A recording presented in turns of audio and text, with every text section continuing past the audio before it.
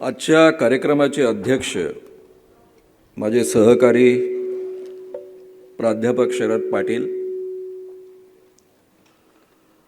माझे दुसरे सहकारी आणि आजचे वक्ते बिरसा क्रांती दलाचे संस्थापक दशरथजी मडावी, माझे सहकारी सुरेशजी झुरमुरे, हरीशजी देशमुख, हरिभाऊ पाथोडे, प्रशांत सपाटे, छायाताई सावरकर, सुनील वंजारी, सुधीर आंडे, योगेश चव्हाण, राजू वानखेडे, राजू नाईक, किशोर बरंबे, विनोद काळे, डॉक्टर लुंगे, बबन नाखले, प्रशांत कडू, महेंद्र कडू, अरुणा सबाने, भारती झाडे, अरुण वनकर आणि या ठिकाणी उपस्थित असणाऱ्या निर्भय स्त्री पुरुष नागरिकांनो आणि सळसळत्या रक्ताच्या, जिवंत हृदयाच्या, शाबूत डोक्याच्या माझ्या तरुण मित्रांनो, मैत्रिणींनो,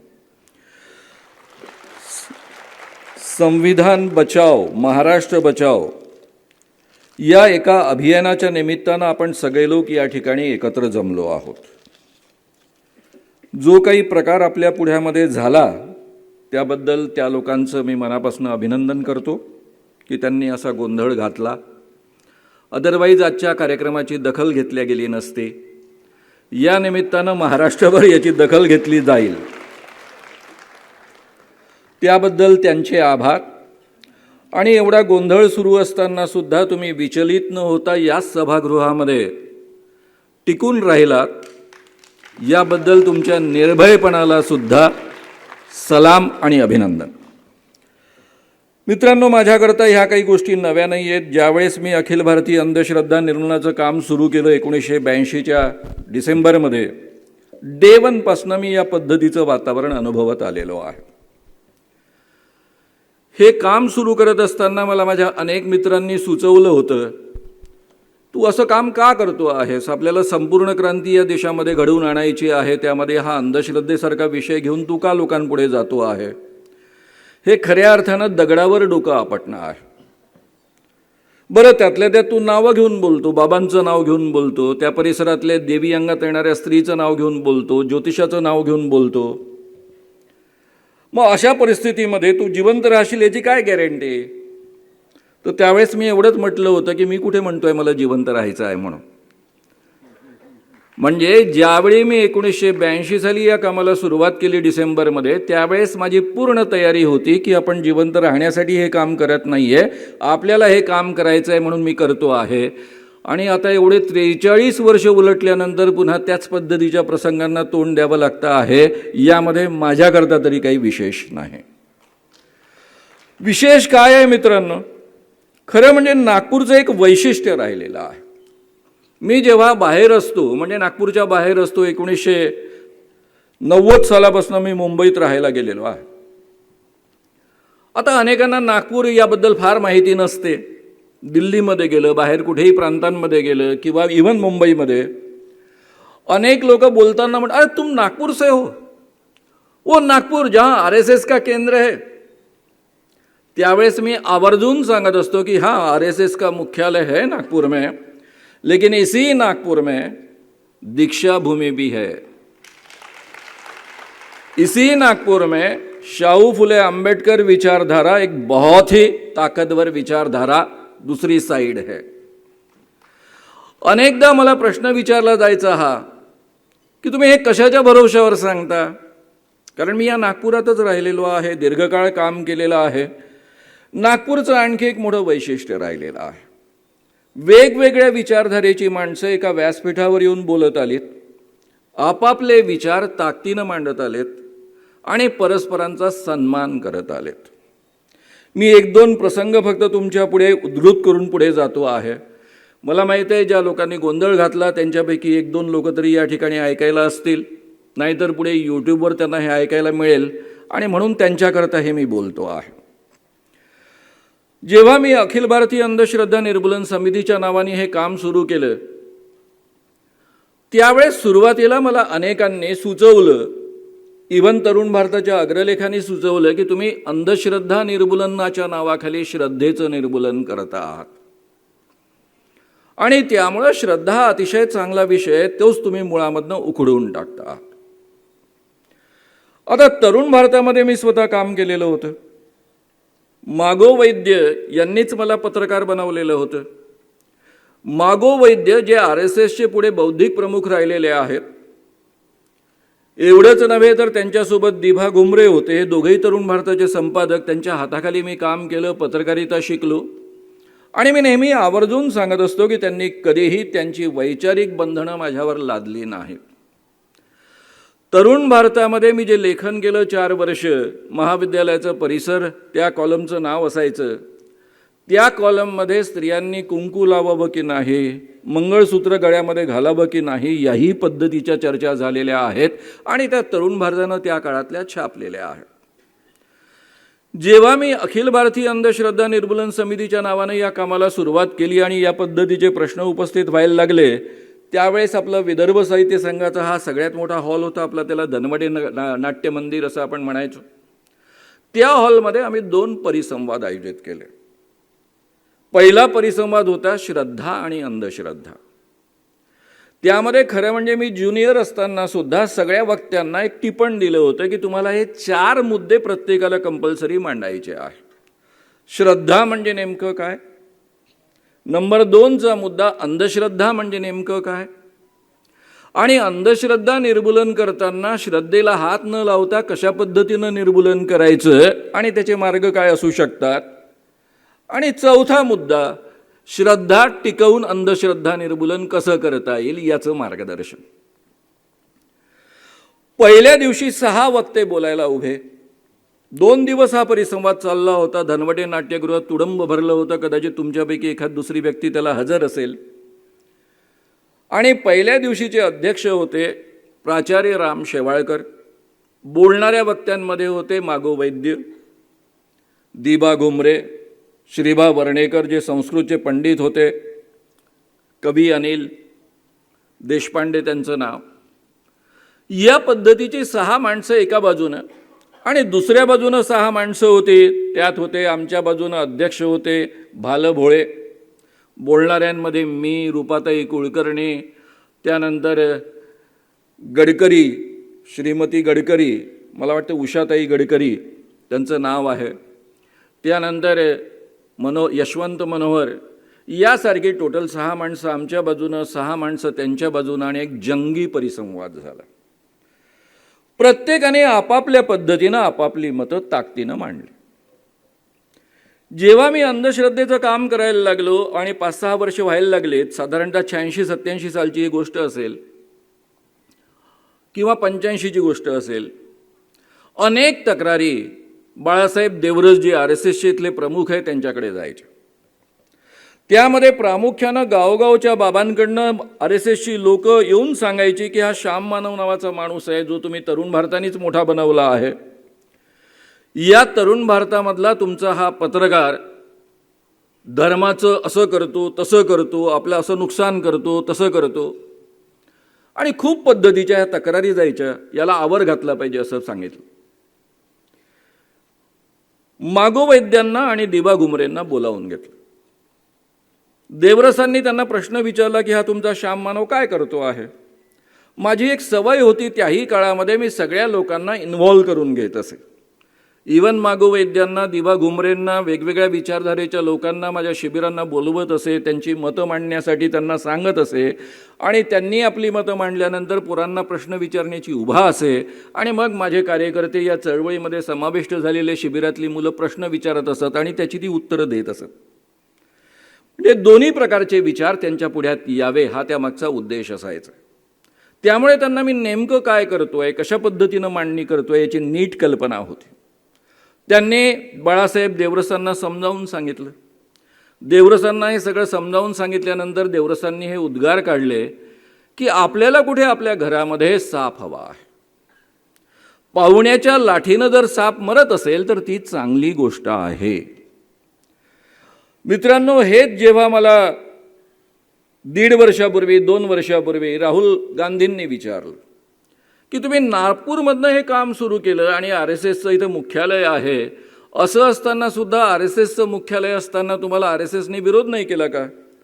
त्यावेळेस मी त्यांना हा अनुभव ऐकवला की स्वतः त्यांच्याकडे जेव्हा तक्रारी केल्या तेव्हा बाळासाहेब देवरस काय म्हणाले होते ते, आणि त्यानंतर त्यांनी हे हिंदीत मी बोललो कि RSS वाले बाळा साहब देवरस ऐसे बोले कि अपने घर में कहाँ साफ होना चाहिए, हम कहाँ चाहते हैं हमारे घर में साफ होना चाहिए, अच्छी बात है अगर मेहमान के लाठी से सांप मरता है तो। त्यावर राहुल गांधीने मला इनोसंटली प्रश्न विचारला होता की RSS वाले सांप के खिलाफ क्यों हैं, कारण त्यांना ही म्हण आहे याची कल्पना नव्हती। त्यांचं संपूर्ण एज्युकेशन हे सगळं बाहेर झालेलं असल्यामुळं भारतामध्ये या पद्धतीच्या म्हणी वापरल्या जातात याची कल्पना नव्हती। त्यांचा तो इनोसंटपणा मला खूप आवडला आणि मग मी त्यावेळेस सांगितलं होतं की ही म्हण आहे की घरामध्ये आमच्या साप आहे येतो आहे पण आम्ही त्याला मारू शकत नाही, तर मग पाहुण्याला जर तो मारता येतो, तो पाहुणा जर मारत असेल तर अतिशय चांगली गोष्ट आहे। यामध्ये दोन गोष्टी माझ्या त्यावेळेस लक्षात आल्या होत्या की RSS वाले आपल्याला आपलं समजत नाही, ही आनंदाची गोष्ट आहे, ते आपल्याला पाहुणा समजतात, पण हिंदू धर्मातल्या अंधश्रद्धा काढण्याचं अत्यंत महत्त्वाचं आणि मोलाचं काम हा माणूस करतो आहे आणि म्हणून त्याला आपण उघडपणे विरोध करता कामा नये, उलट जमेल तेवढी आपण साथ दिली पाहिजे, ही भूमिका आपण घेतली पाहिजे। या पद्धतीची विचारधारा बाळगणारे त्या काळातली ही माणसं होती। मागो वैद्य असेल किंवा दिबा घुमरे असेल, पुढे मी लोकमत सोबत अटॅच झालो। 83 सालापासून जवळपास 90 सालापर्यंत मी लोकमतच्या माध्यमातून लेखन करत होतो। दर आठवड्याला 2 लेख लिहायचो, एक अंधश्रद्धा निर्मूलन विषयावर असायचा, दुसरा युवा विषयावर असायचा। त्या संपूर्ण काळामध्ये मी हजारो बाबांना एक्सपोज केलं, त्यापैकी शेकडो बाबांबद्दल लिहिलं, पण एकदाही तरुण भारतानं अशी भूमिका घेतली नाही की ज्या बाबांना मी एक्सपोज केलेलं आहे त्याचं समर्थन करण्याचं एकही काम त्यांनी कधी केलं नाही। उलट ज्यावेळेस शुकदास बाबांना मी एक्सपोज केलं त्यावेळेस शुकदास बाबाची अनेक महत्त्वाची माणसं आणि त्यातली अनेक RSSची माणसं दिबा घुमरेंना भेटायला आली। त्यावेळेस दिबा घुमरे संपादक झालेले होते आणि त्यांना म्हणायला लागले की हा श्याम मानव खोटं नाटो लोकमतमध्ये लिहितो आहे, शुकदास महाराजांना बदनाम करतो आहे, आपण तरुण भारताच्या माध्यमातून त्याचं सगळं बुरखा फाडला पाहिजे। त्यावर दिबा घुमरेंनी दिलेलं उत्तर होतं जे त्यांनीच मला सांगितलं। ते म्हणाले, तो मुलगा आमच्या हाताखाली ट्रेंड झालेला आहे, त्याला आम्ही अतिशय चांगल्या पद्धतीने ओळखतो, श्याम मानव कधीही खोटं लिहित नाही, तो खोटं लिहिणं शक्य नाही। तुम्ही म्हणतात तुमच्याकडे पुरावे आहेत, तुम्ही घेऊन या, मी श्याम मानवांना तुमच्या समोर बोलवतो, समोरासमोर आपण चर्चा करूया आणि मग जे सत्य असेल त्याच्या बाजूने आम्ही उभे राहू। नंतर दिबा घुमरे सांगत होते की असं मी म्हटल्यानंतर ती माणसं जी पळून गेली पुन्हा पुन्हा मला चेहरासुद्धा दाखवायला आली नाही। या पद्धतीनं या लोकांनी सातत्यानं सपोर्ट दिलेला आहे आणि म्हणून मला या लोकांविषयी मनापासून आदर आहे। ज्यांना आज तुम्ही देवाभाऊ म्हणून ओळखता त्यांच्या वडिलांचं नाव आहे गंगाधरराव फडणवीस।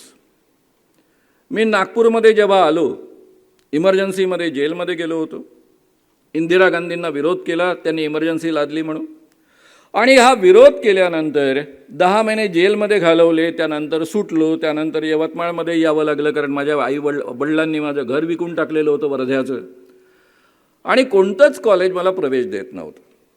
ज्या कॉलेजचा मी स्वतःला हिरो समजायचो त्याच कॉलेजचे प्राचार्य मला म्हणत होते की देशद्रोही माणसाला मी कॉलेजमध्ये प्रवेश देत नाही।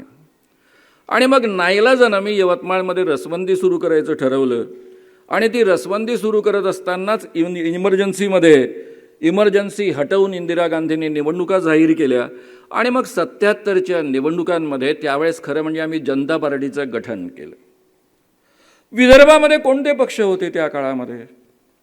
त्यामध्ये एक होता जामवंतरावांचा फॉरवर्ड ब्लॉक, दुसरा होता जनसंघ नावाचा पक्ष जो RSSची राजकीय विंग होती, ज्याला आजच्या काळामध्ये तुम्ही BJP म्हणून ओळखता। या जनसंघाला त्या काळामध्ये सगळे लोक शेटजी आणि भटजीची पार्टी असं म्हणायचे। या जनसंघाला सोबत घेऊन आणि फॉरवर्ड ब्लॉकला सोबत घेऊन आम्ही जनता पार्टीचं गठन केलं। असेल नसेल त्या सोयी सुविधा तर आमच्याजवळ काहीच नव्हत्या, कोणाजवळ पैसा नव्हता, या देशामधल्या एकाही पक्षाजवळ 10 खासदार निवडून आणता येईल एवढं सामर्थ्य नव्हतं आणि असं असताना जनतेनंच ही निवडणूक स्वतःच्या हातामध्ये घेतलेली होती आणि अत्यंत बलाढ्य असणाऱ्या इंदिरा गांधींचा त्या काळामध्ये लोकसभेमध्ये दारुण पराभव झाला। या लोकसभेच्या 5-6 जिल्ह्यांमधल्या निवडणुकांच्या सभांमध्ये मी हिरिरीनं भाग घेतला. त्यातून खऱ्या अर्थानं मैदानी वक्तृत्व शिकण्याची संधी मिळाली. त्यानंतर 78 साली विधानसभेच्या निवडणुका झाल्या. त्यामध्ये जनता पार्टीचा जोरदार आम्ही प्रचार केला आणि यामध्ये ही सगळी माणसं माझ्यासोबत होती. या दोन्ही सभांमधल्या निवडणुकांमध्ये गंगाधररावांची ओळख झाली, पण इतकी घनिष्ठ ओळख झाली नव्हती. यानंतर मी या दोन्ही सभांच्या निवडणुका झाल्या, दणकून प्रचार झाला. त्यानंतर मेमध्ये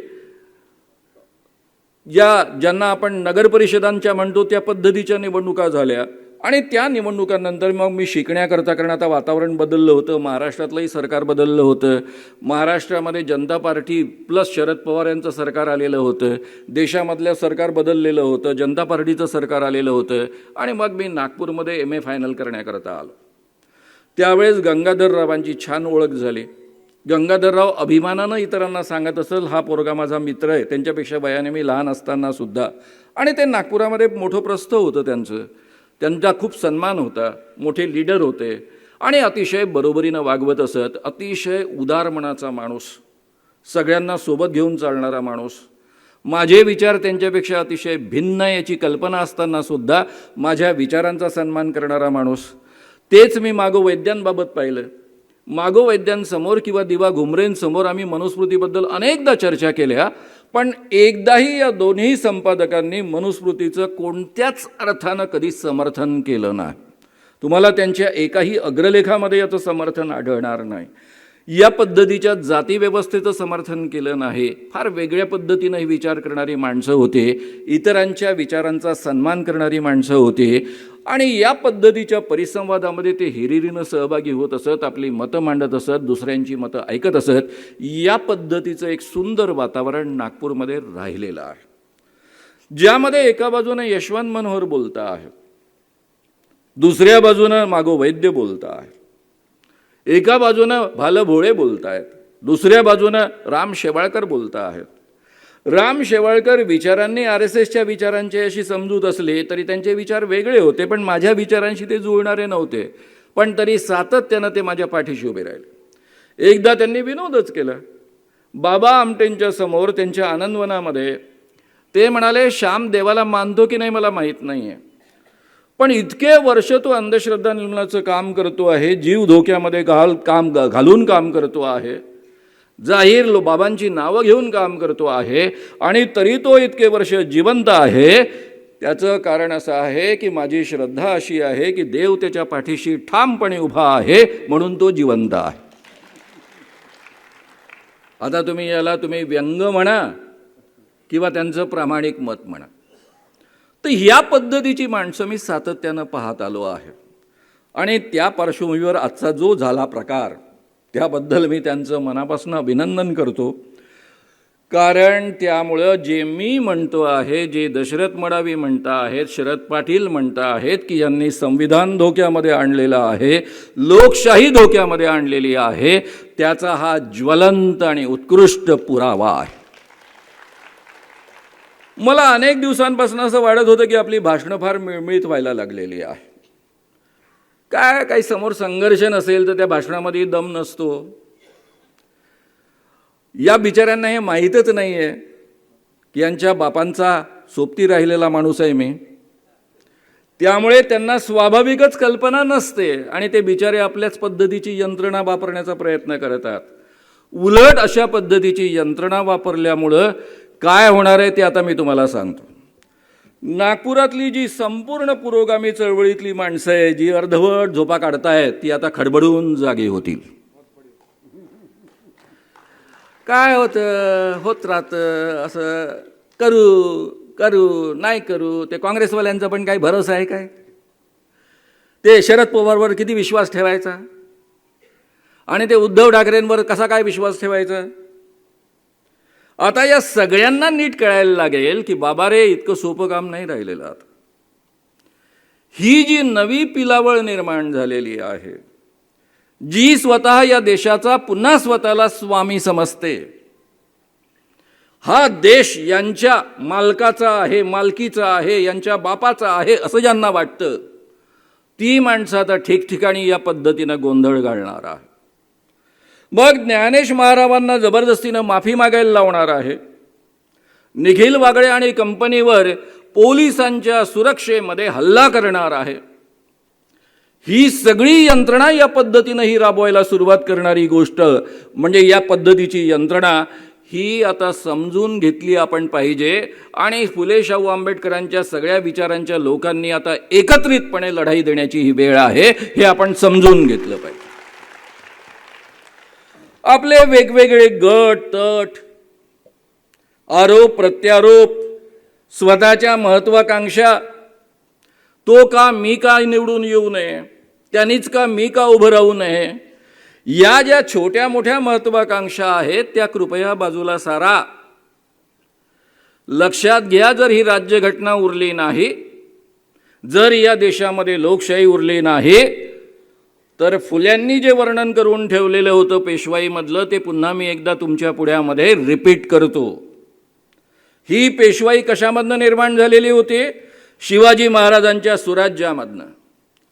शिवाजी महाराज ज्यांनी आपल्या आयुष्यामध्ये कधीही अस्पृश्यता पाळली नाही. तुम्ही कोणतेही इतिहासातले पेपर काढा, शिवाजी महाराजांनी अस्पृश्यता पाळल्याचा एकही पुरावा तुम्हाला कुठे सापडत नाही.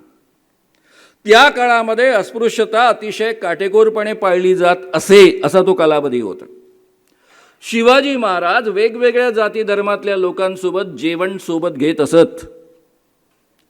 एवढंच नव्हे तर त्यांनी महारांना किल्लेदार बनवलं, रामोशांना सेनापती बनवलं, मुस्लिमांना, महारांना, वेगवेगळ्या जातीमधल्या कनिष्ठ जातीमधल्या लोकांना आपल्या सैन्यामध्ये आणि आपल्या सुराज्याच्या प्रक्रियेमध्ये सामावून घेतलं, त्यांना सन्मानाची पदं दिली, सन्मानपूर्वक वागणूक दिली आणि सगळ्या 18 पगड जातीच्या लोकांना एकत्र करून ही सुराज्याची निर्मिती केली.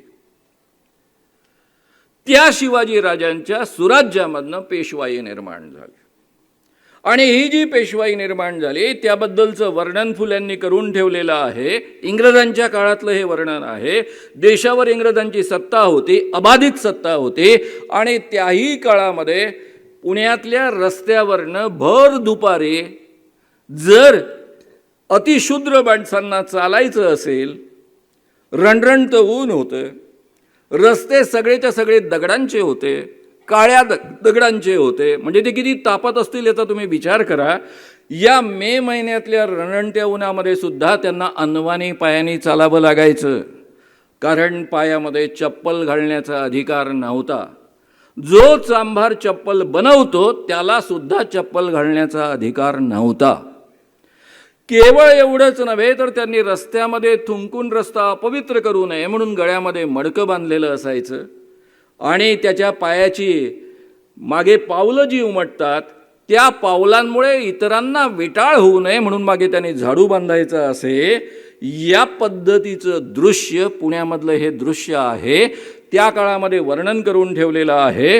हे पुन्हा या देशामध्ये येऊ शकतं. मी असं का बोललो किंवा दशरथ का बोलले की काळाची चक्र उलटी फिरवली जाऊ शकत नाही? तुम्ही फक्त आपल्या जवळच्या अफगाणिस्तानचा इतिहास पहा. अफगाणिस्तानचे आणि भारताचे एकेकाळी अत्यंत जवळचे संबंध राहिलेले आहेत. गांधारी अफगाणिस्तानची होती असं मानलं जात आहे. या अफगाणिस्तानमध्ये फक्त आजपासून 50-70 वर्षापूर्वी किती आधुनिक झालेलं अफगाणिस्तान होतं. त्यानंतर तिथे तालिबानचं राज्य आलं आणि अफगाणिस्तानमधल्या पोरींना घराच्या बाहेर पडणं असह्य झालं. एवढंच नव्हे तर त्यांना शिक्षणाची बंदी घालण्यात आली. त्यानंतर मधल्या काळामध्ये अमेरिका आली, सगळं झालं तरी पुन्हा आता तालिबानच्याच ताब्यामध्ये अफगाणिस्तान आहे. इसिस, खरं म्हणजे इराण अतिशय प्रगतिशील झालेलं होतं. इराणमधले एकूण तिथली व्यवस्था पाहिल्यानंतर हा मुस्लिम देश आहे की नाही असं वाटावं या पद्धतीची परिस्थिती मधल्या काळामध्ये निर्माण झाली होती. पण त्याच परिसरामध्ये इसिसने आपलं जुने सगळी नियम लागू केले, स्त्रियांना गुलाम बनवलं, स्त्रियांना उघड गुलामांच्या बाजारामध्ये विक्रीला ठेवलं. हा सगळा इतिहास आपल्या पुढ्यामध्ये आहे. जे मुस्लिम देशांमध्ये घडलं ते भारतामध्ये घडणारच नाही असं मानण्याचं आपण कारण नाही. मित्रांनो, मी नेहमी म्हणतो की आपल्या देशामधली राज्यघटना जी आहे त्या राज्यघटनेनं आपल्याला काय दिलं याचं मूल्य आपल्यापैकी अनेकांना कळलेलं नसतं, लक्षात आलेलं नसतं. मला माहीत आहे की या ठिकाणी झालेलं पूर्वीचं जे व्याख्यान आहे नोव्हेंबरमध्ये 2023मध्ये ते आपल्यापैकी काही लोकांनी ऐकलेलं असेल, पण सगळ्यांनीच ऐकलेलं असेल असं नाही, म्हणून काही मुद्दे मी तुमच्या पुढ्यामध्ये रिपीट करणं अपरिहार्य आहे. शाहू महाराजांनी 1899 साली पंचगंगा नदीमध्ये ते स्नान करत असताना त्यांचा ब्राह्मण त्यांच्या पुढ्यामध्ये मंत्र म्हणत होता. त्यांच्या एका ब्राह्मण मित्रांनी लक्षात आणून दिलं की हे जे मंत्र तुमच्या पुढ्यामध्ये हा म्हणतो आहे तो वेदांमधले म्हणत नाहीये, पुराणांमधले म्हणतो आहे. स्वाभाविकच हा प्रश्न विचारला शाहू महाराजांनी. त्यांच्या पदरी नोकर असणारा, अनेक वर्षांपासून त्यांचा पगार घेत असलेला ब्राह्मण त्यांना म्हणाला, महाराज तुम्ही राजे जरी असला तरी जन्माने शूद्र आहात आणि शूद्रांना वेद ऐकण्याचा अधिकार नाही, आणि म्हणून मी तुमच्या पुढ्यामध्ये मला वेदांमधले मंत्र येत असताना सुद्धा वेदांमधले मंत्र म्हणू शकत नाही, आणि म्हणून मी पुराणातले मंत्र म्हणतो आहे. शाहू महाराजांनी रागाने त्याला काढून टाकलं नोकरीवरनं, त्याचं वर्षासन बंद करून टाकलं. पुढे त्यांच्या सरदारांनी आणखी पुढे ॲक्शन्स घेतल्या, अनेक ब्राह्मणांची संपत्ती वगैरे पुढच्या काळामध्ये जप्त केली, कारण हा मुद्दा एवढ्यापर्यंत मर्यादित राहिला नाही. पुढे 2-3 वर्ष तो पूर्ण महाराष्ट्रामध्ये गाजत राहिला. शाहू महाराज क्षत्रिय आहेत की शूद्र आहेत? पुण्यातल्या ब्रह्मवृंदांनी एक मताने एकमुखी जवळपास निर्णय दिला की कलियुगामध्ये केवळ 2च वर्ण शिल्लक आहेत, एक म्हणजे ब्राह्मण आणि उरलेले सगळेच्या सगळे शूद्र, कारण क्षत्रिय आणि वैश्य हे दोन्ही वर्ण सस्पेंड केलेले आहेत आणि त्यामुळे या पद्धतीनं ते शूद्रच आहेत. शाहू महाराज हे जोपर्यंत बाकी ब्रह्मवृंद बोलत होते तोपर्यंत हा मुद्दा एवढा सिरियस मानला नाही गेला, त्याच्यावरचे वाद वगैरे सुरूच होते. पण लोकमान्य टिळकांनी यामध्ये उडी घेतली आणि त्यामध्ये सुद्धा त्यांनी याच पद्धतीचं मत व्यक्त केलं. हे मत व्यक्त केल्यानंतर स्वाभाविकच हा प्रश्न आला की शाहू महाराज हे जर शिवाजीराजांचे वंशज आहेत तर मग शिवाजीराजे क्षत्रिय तर हे कसे शूद्र? त्यावर उत्तर देताना सगळे लोक बोलले, पुण्यातले प्रामुख्यानं ब्राह्मण लोक, आणि टिळकांनी त्याची री ओढली, आणि ते म्हणजे शिवाजी महाराज हे सुद्धा शूद्रच होते. आणि म्हणूनच पुण्यातल्या ब्राह्मणांनी, पुण्यातल्या नव्हे संपूर्ण महाराष्ट्रामधल्या ब्राह्मणांनी शिवाजीराजांचा राज्याभिषेक करण्यासाठी मनाई केलेली होती. 1674 सालची ही गोष्ट आहे. त्यावेळेस शिवाजी महाराजांनी गागाभट्टाला बोलावून आणलं काशीवरनं, त्याला प्रचंड दक्षिणा देण्याचं अभिवचन दिलं. त्याच पद्धतीनं राज्याभिषेक झाल्यानंतर प्रत्यक्ष जी दक्षिणा दिली ती त्याला आणि त्याच्या सहकाऱ्यांना खांद्यावर लादून नेता येईना म्हणून प्राण्यांवर लादून न्यावी लागली होती. एवढी मोठी संपत्ती त्याला दानामध्ये दिलेली होती. पण शिवाजीराजांनी स्वतःला राज्याभिषेक करून घेतला. ही वस्तुस्थिती आहे. या पद्धतीचा इतिहास तुम्हाला मला सगळ्यांना माहिती आहे, तो मी रिपीट करत बसत नाही. यावर उत्तर देताना टिळक असं म्हणाले की त्यावेळेस गागाभट्टाने शिवाजीराजांना तात्पुरतं शूद्र करून घेतलेलं, तात्पुरतं क्षत्रिय बनवलं होतं, तात्पुरतं क्षत्रिय बनवलं होतं. म्हणजे ते मुळामध्ये शूद्रच होते. राजे बनण्याइतपत त्यांना फक्त क्षत्रिय बनवलं होतं. आणि पुढच्या सगळ्या विवेचनामध्ये हे आलेलं आहे की पण इतर मात्र शिवाजीराजांचे वंशज हे शूद्र आहेत. आता त्याच्या तपशिलामध्ये मी फार जात नाही, त्याच्यावर खूप वाद झालेले आहेत. त्यानंतर स्वतः शाहू महाराजांनी स्वतंत्र शंकराचार्यांचं पीठ निर्माण केलं, मराठ्यांना क्षत्रिय म्हणून घोषित केलं. त्या सगळ्या भानगडीत मी पडत नाही. मी तुम्हाला एवढंच सांगतो की या मनोवृत्तीचा माणूस जो या गोष्टीचं समर्थन करतो, लोकमान्य टिळक, ते पुढे काँग्रेसचे सर्वोच्च नेते झालेत देशामधले 1920 साली. 1 ऑगस्टला त्यांचा मृत्यू झाला. माझा साधा प्रश्न असा आहे की या मनोवृत्तीची माणसं काँग्रेसची खऱ्या अर्थानं नेते होती. काँग्रेसमध्ये जे लोक होते त्यापैकी 99% लोक त्या काळामध्ये उच्चभ्रू जातींमधले लोक होते. त्यांची विचारसरणी सर्वसाधारणतः कमी जास्त याच पद्धतीची होती. या पद्धतीची जर काँग्रेस पुढे विकसित होत गेली असती, याच विचारधारेनं चालत आली असती, कदाचित त्यांनी देशामधलं आंदोलन म्हणजे स्वातंत्र्य आंदोलन पुढे चालवलं असतं, या देशाला 1947 साली स्वातंत्र्य मिळालं असतं, तर ज्या पद्धतीची राज्यघटना आपल्याला मिळाली त्या पद्धतीची राज्यघटना आपल्याला मिळू शकली असती काय? डॉक्टर बाबासाहेब आंबेडकर या घटनेमध्ये कधीतरी येऊ शकले असते काय? आणि तुम्हाला मला सगळ्यांना समान लेखणारी या पद्धतीची राज्यघटना बनू शकली असती काय? आपण एका माणसाचं नाव आजकाल घ्यायला फार घाबरतो. उलट आजच्या काळामध्ये त्या माणसाचं नाव घेणं हे पाप समजलं जातं. त्याचं नाव आहे मोहनदास करमचंद गांधी. याच नागपूरमध्ये 1920 साली 25 डिसेंबरला काँग्रेसचं अधिवेशन भरलेलं होतं. लोकमान्य टिळकांचा मृत्यू झालेला असल्यामुळं महात्मा गांधींना त्याचं अध्यक्ष बनवलेलं होतं. त्या अंत्यसंमेलनामध्ये महात्मा गांधी बोलतात, मैं एक हिंदू हूं, मैं रूढ़िवादी हिंदू होने का दावा करता हूं, मैं एक सनातनी हिंदू हूं. 3 वाक्य वापरतात, हिंदू हूं, रूढ़िवादी हिंदू होने का दावा करता हूं, सनातनी हिंदू हूं.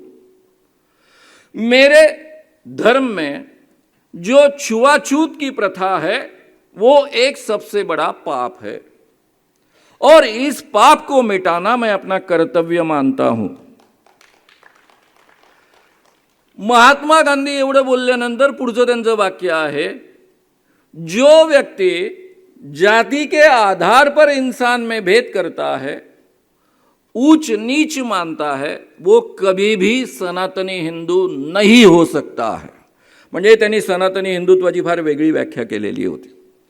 आणि मित्रांनो, त्यावर प्रश्न प्रतिप्रश्न आलेत. लोकांनी म्हटलं भगवद्गीता मानते हो, कारण भगवद्गीतेमध्ये मनुस्मृतीमध्ये वेदांमधल्या ऋग्वेदामधल्या पुरुष सूक्तामध्ये एक वचन आहे, ब्रह्म्याच्या मुखातनं ब्राह्मणांचा जन्म झालेला आहे, बाहूंमधनं क्षत्रियांचा जन्म झालेला आहे, मांड्यांमधनं वैश्यांचा जन्म झालेला आहे आणि पायांमधनं शूद्रांचा जन्म झालेला आहे. हे आपलं धर्मवचन असताना तुम्ही कसा काय याला विरोध करता? त्यावर गांधींचं उत्तर हे अत्यंत मोलाचं आणि महत्त्वाचं आहे. गांधी म्हणाले, मेरे धर्मग्रंथों में कुछ भी कहा हो जो मेरे सज्जद विवेक को नहीं जचता है, मानव जाति के लिए जो हितकारक नहीं है, उन चीजों को मैं स्वीकारूंगा नहीं. पुढे ते असं म्हणतात आणि ते अतिशय प्रभावीपणे बोलताना बोलतात, म्हणजे त्यांच्या भाषेमध्ये जेवढं चांगलं त्यांना बोलता येत असेल ते, हमारे धर्म ग्रंथों में काफी मनगढ़ंत चीजें कही है. या पद्धतीचं वाक्य वापरणारा माणूस, ज्या काँग्रेसमध्ये 99% लोक हिंदू आहेत, त्यातल्या त्यात उच्चभ्रू हिंदू आहेत, त्या काँग्रेसचं त्यांना नेतृत्व करण्याची मनात इच्छा आहे असं जर आपण मानलं, तर या पद्धतीचं बोलण्याचं धारिष्ट्य करणारा माणूस पुढे काँग्रेसचा नेता बनतो आणि तिथून काँग्रेस पूर्ण बदलत जाते. काँग्रेसमध्ये वेगवेगळ्या जाती धर्मातल्या अस्पृश्य जातीमधल्या लोकांना सामावून घेतलं जातं, त्यांना बरोबरीचं स्थान दिलं जातं.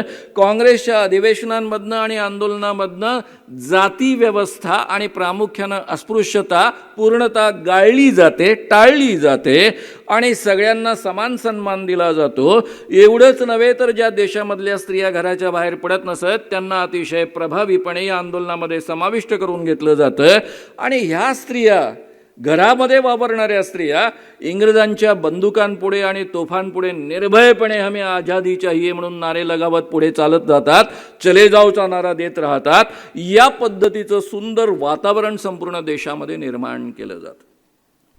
महात्मा गांधींनी आपल्या जे शरद पाटलांनी उल्लेख केला 4 मूल्यांचा, ही 4ही मूल्य 1920 पासून 1947 पर्यंत या देशभरामध्ये जी स्वातंत्र्य आंदोलनाची चळवळ झाली त्यामध्ये रुजवली आहे.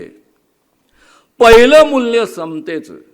तुम्ही कोणत्याही जातीमध्ये जन्माला या, कोणत्याही धर्मामध्ये जन्माला या, कोणत्याही लिंगामध्ये जन्माला या, माणूस म्हणून सगळी माणसं समान आहे. सगळ्यांना समान अधिकार मिळाला पाहिजे, सगळ्यांना समान संधी मिळाली पाहिजे, सगळ्यांना समान न्याय मिळाला पाहिजे. दुसरं मूल्य रुजवलं बंधुतेचं. या देशामध्ये बंधुता होती नव्हती याच्या वादामध्ये मी पडत नाही. ज्या देशामध्ये अस्पृश्यता पाळली जात असे, ज्या देशामध्ये कुत्रं शिवलं तर चालायचं, गाढव शिवलं तर चालायचं, डुक्कर शिवला तरी चालायचा, पण माणूस शिवलेला चालत नसे, त्या देशामध्ये आपण बंधुता होती असं म्हणण्याचं धार्ष्ट्य करणार असू तर माझी काही हरकत नाही आहे. बंधुतेचं मूल्य रुजवलं. कोणी कोणत्याही जातीमधला असेल, कोणत्याही धर्मामधला असेल, वेगवेगळ्या प्रथा पाळणारा असेल, वेगवेगळ्या रूढी पाळणारा असेल, वेगवेगळ्या पंथांमधला असेल, तरी सगळ्या माणसांनी एक दुसऱ्यांसोबत बंधुभावाने जगावं हे मूल्य त्यांनी रुजवलं. तिसरं मूल्य स्वातंत्र्याची आस निर्माण केली. तुम्ही म्हणाल स्वातंत्र्याची आस निर्माण केली, यात काय विशेष आहे? अरे भारत 2000 वर्षापेक्षा अधिक काळ गुलाम राहिलेला आहे. या भारतामध्ये स्वातंत्र्याची आस पूर्णतः संपलेली होती. हा देश गुलाम का झाला? कोणत्या तरी राजाचा आधी गुलाम झाला. या देशामध्ये ज्या काळामध्ये हिंदू राजांचं राज्य होतं, त्याही काळामध्ये तुमच्या माझ्या जीवनावर मनुस्मृतीचं राज्य होतं. या देशामध्ये मुस्लिमांच्या ताब्यामध्ये 800 वर्ष हा देश आहे असं आपण मानतो, त्याही काळामध्ये तुमच्या माझ्या जीवनावर मनुस्मृतीचं राज्य होतं. 150 वर्ष इंग्रजांचं राज्य होतं, त्याही काळामध्ये मनुस्मृतीचं राज्य तुमच्या माझ्या जीवनामध्ये वास्तविकरित्या राज्य करत होतं.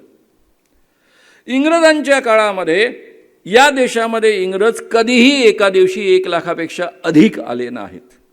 म्हणजे याचा अर्थ एवढ्या मोठ्या विस्तीर्ण खंडावर, भारत प्लस पाकिस्तान प्लस बांगलादेश, एवढ्या संपूर्ण भागावर केवळ 1 लाख इंग्रजांनी राज्य केलेलं आहे. 1857 साली कदाचित भारताची लोकसंख्या 30 कोटी असेल, 1947 साली ती 40 कोटी होती. या संपूर्ण काळामध्ये केवळ 1 लाख इंग्रजांनी या देशावर राज्य केलं. माझा संख्याशास्त्राचा एक प्राध्यापक गमतीनं मला सांगत असतो की भारतीय माणसांनी काही करण्याची गरज नव्हती. सकाळी उठल्या उठल्या 40 कोटी माणसांनी जर एकाच वेळी सू केली असती तर ती सू इतकी मोठी निर्माण झाली असती की त्यामध्ये इंग्रज डुबून डुबून डुबून मेले असते. दुसरं काही करण्याची गरज नव्हती. अशा देशामध्ये जी माणसं निशस्त्र आहेत, जी माणसं कदाचित भयग्रस्त आहेत, अशा माणसांना निर्भय बनवून इंग्रजांच्या पुढे उभं केलं आणि त्यातून या देशाला स्वातंत्र्य मिळवून दिलं. ही स्वातंत्र्याची जी आस निर्माण केली ते तिसरं मूल्य त्यांनी पेरलं. आणि म्हणूनच मित्रांनो, ही आस अजूनही तुमच्या माझ्या मनामध्ये धगधगते आहे. आणि म्हणून हे टोळकं आल्यानंतर सुद्धा आपण या ठिकाणी अजूनही हे भाषण पार पाडतो आहोत. तर एवढ्या दीर्घकाळ ही आस टिकलेली आहे. आणि चौथं मूल्य निर्माण केलं ते म्हणजे न्याय. सगळ्या माणसांना समान न्याय. केवळ कोर्टामधनं न्याय नाही, आर्थिक न्याय, सामाजिक न्याय, राजकीय न्याय मिळाला पाहिजे. हे मी बोलत असताना आपल्यापैकी अनेकांना त्यातले डिटेल्स माहीत आहेत. आपल्यापैकी अनेकांना मनुस्मृतीमधले काही उतारेही माहीत आहेत. पण तरी जी लोक माणसं पहिल्यांदा ऐकत असतील त्यांना लक्षात यावं आणि तुमच्यामध्येही तीव्रता जागावी म्हणून मी काही वचनं मनुस्मृतीमधली फक्त तुमच्या पुढ्यामध्ये उद्घृत करत पुढे जातो आहे. यदि शूद्र गर्व से ब्राह्मण पर थूक दे तो उसके ओठ काट दे, पेशाब कर दे तो लिंग कटवा दे, और उसकी ओर अपान वायू निकाले तो गुदा कटवा दे. अपान वायू याचा अर्थ आपल्या वराडी भाषेमध्ये पादणे असा होतो. आता पादण्यावर कोणाचा कंट्रोल असतो का हो? मी नेहमी म्हणतो की आपले 56 इंचीवाले मोदीजी नेहमी गॅरंटी देतात, ये मेरी मोदी की गारंटी है. तसं आपल्यापैकी म्हणू शकतं का, ये मेरी गारंटी है, मैं कभी किसी के सामने कभी भी पादूंगा नहीं? पॉसिबल आहे का? त्याच्यावर आपला कंट्रोल नसतो. समजा एखादा ब्राह्मण समोरनं येतोय, त्याला आपण कुर्णिसात करतोय आणि तो कुर्णिसात केल्यानंतर समजा याचं सुटलं तर त्याची गुदा कापून टाकायची. हे मनुस्मृतीचं वचन.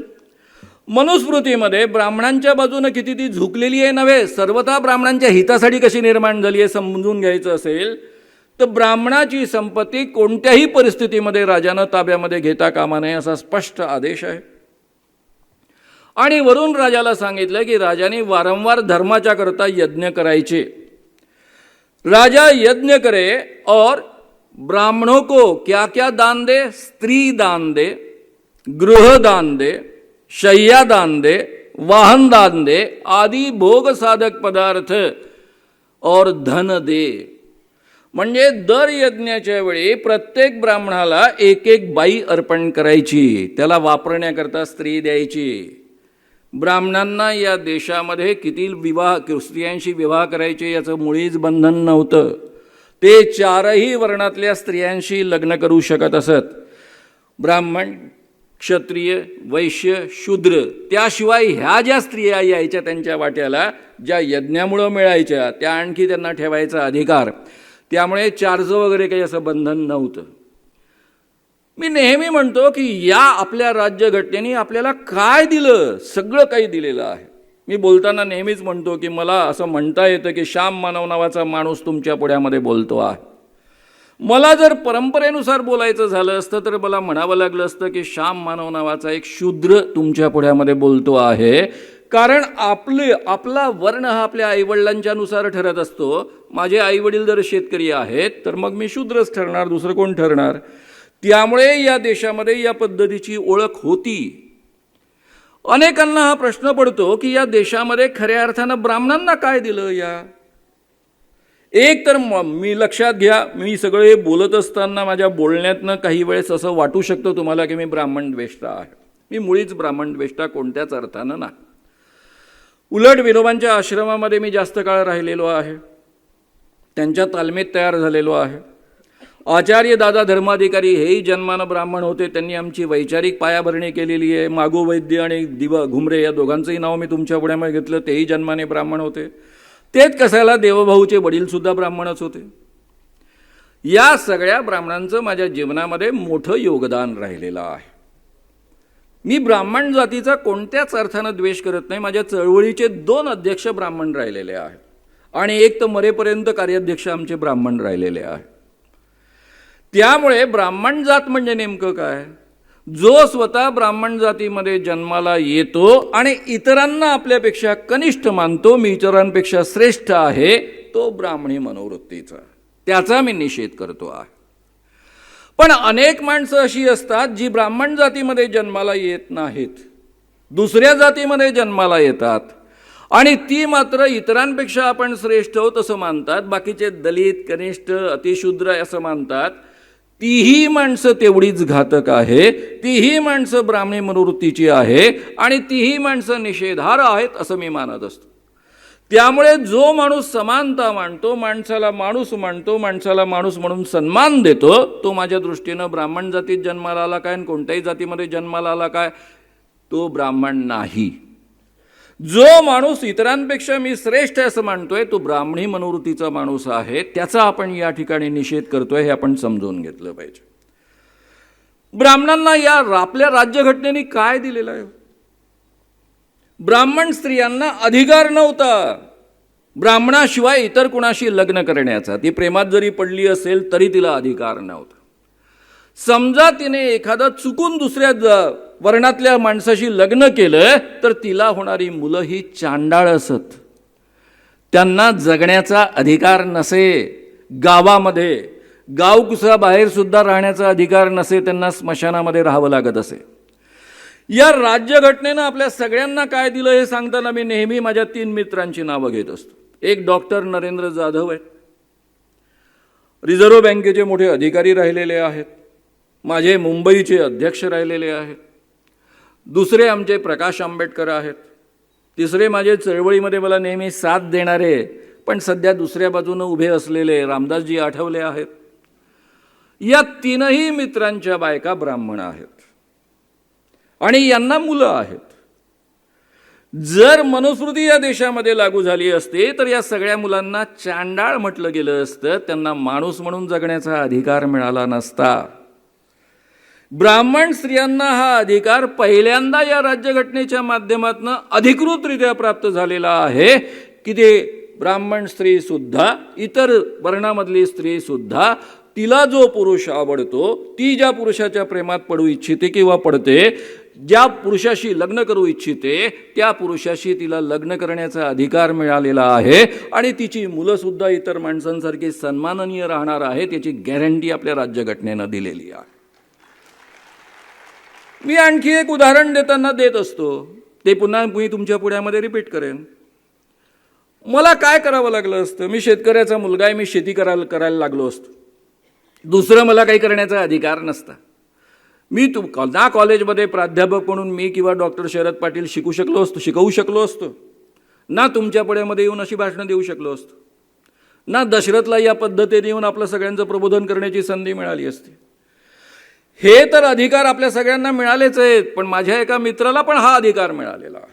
त्यांचं नाव आहे नितीन गडकरी.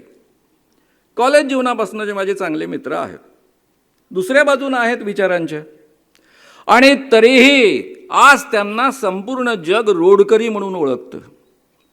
जर ही राज्यघटना निर्माण झाली नसते, बाबासाहेबांनी याचं इतकं सुंदर पद्धतीनं लेखन केलं नसतं, तर मित्रांनो नितीन भाऊंना काय करावं लागलं असतं? एखाद्या मंदिरामध्ये पुजारी म्हणून काम करावं लागलं असतं.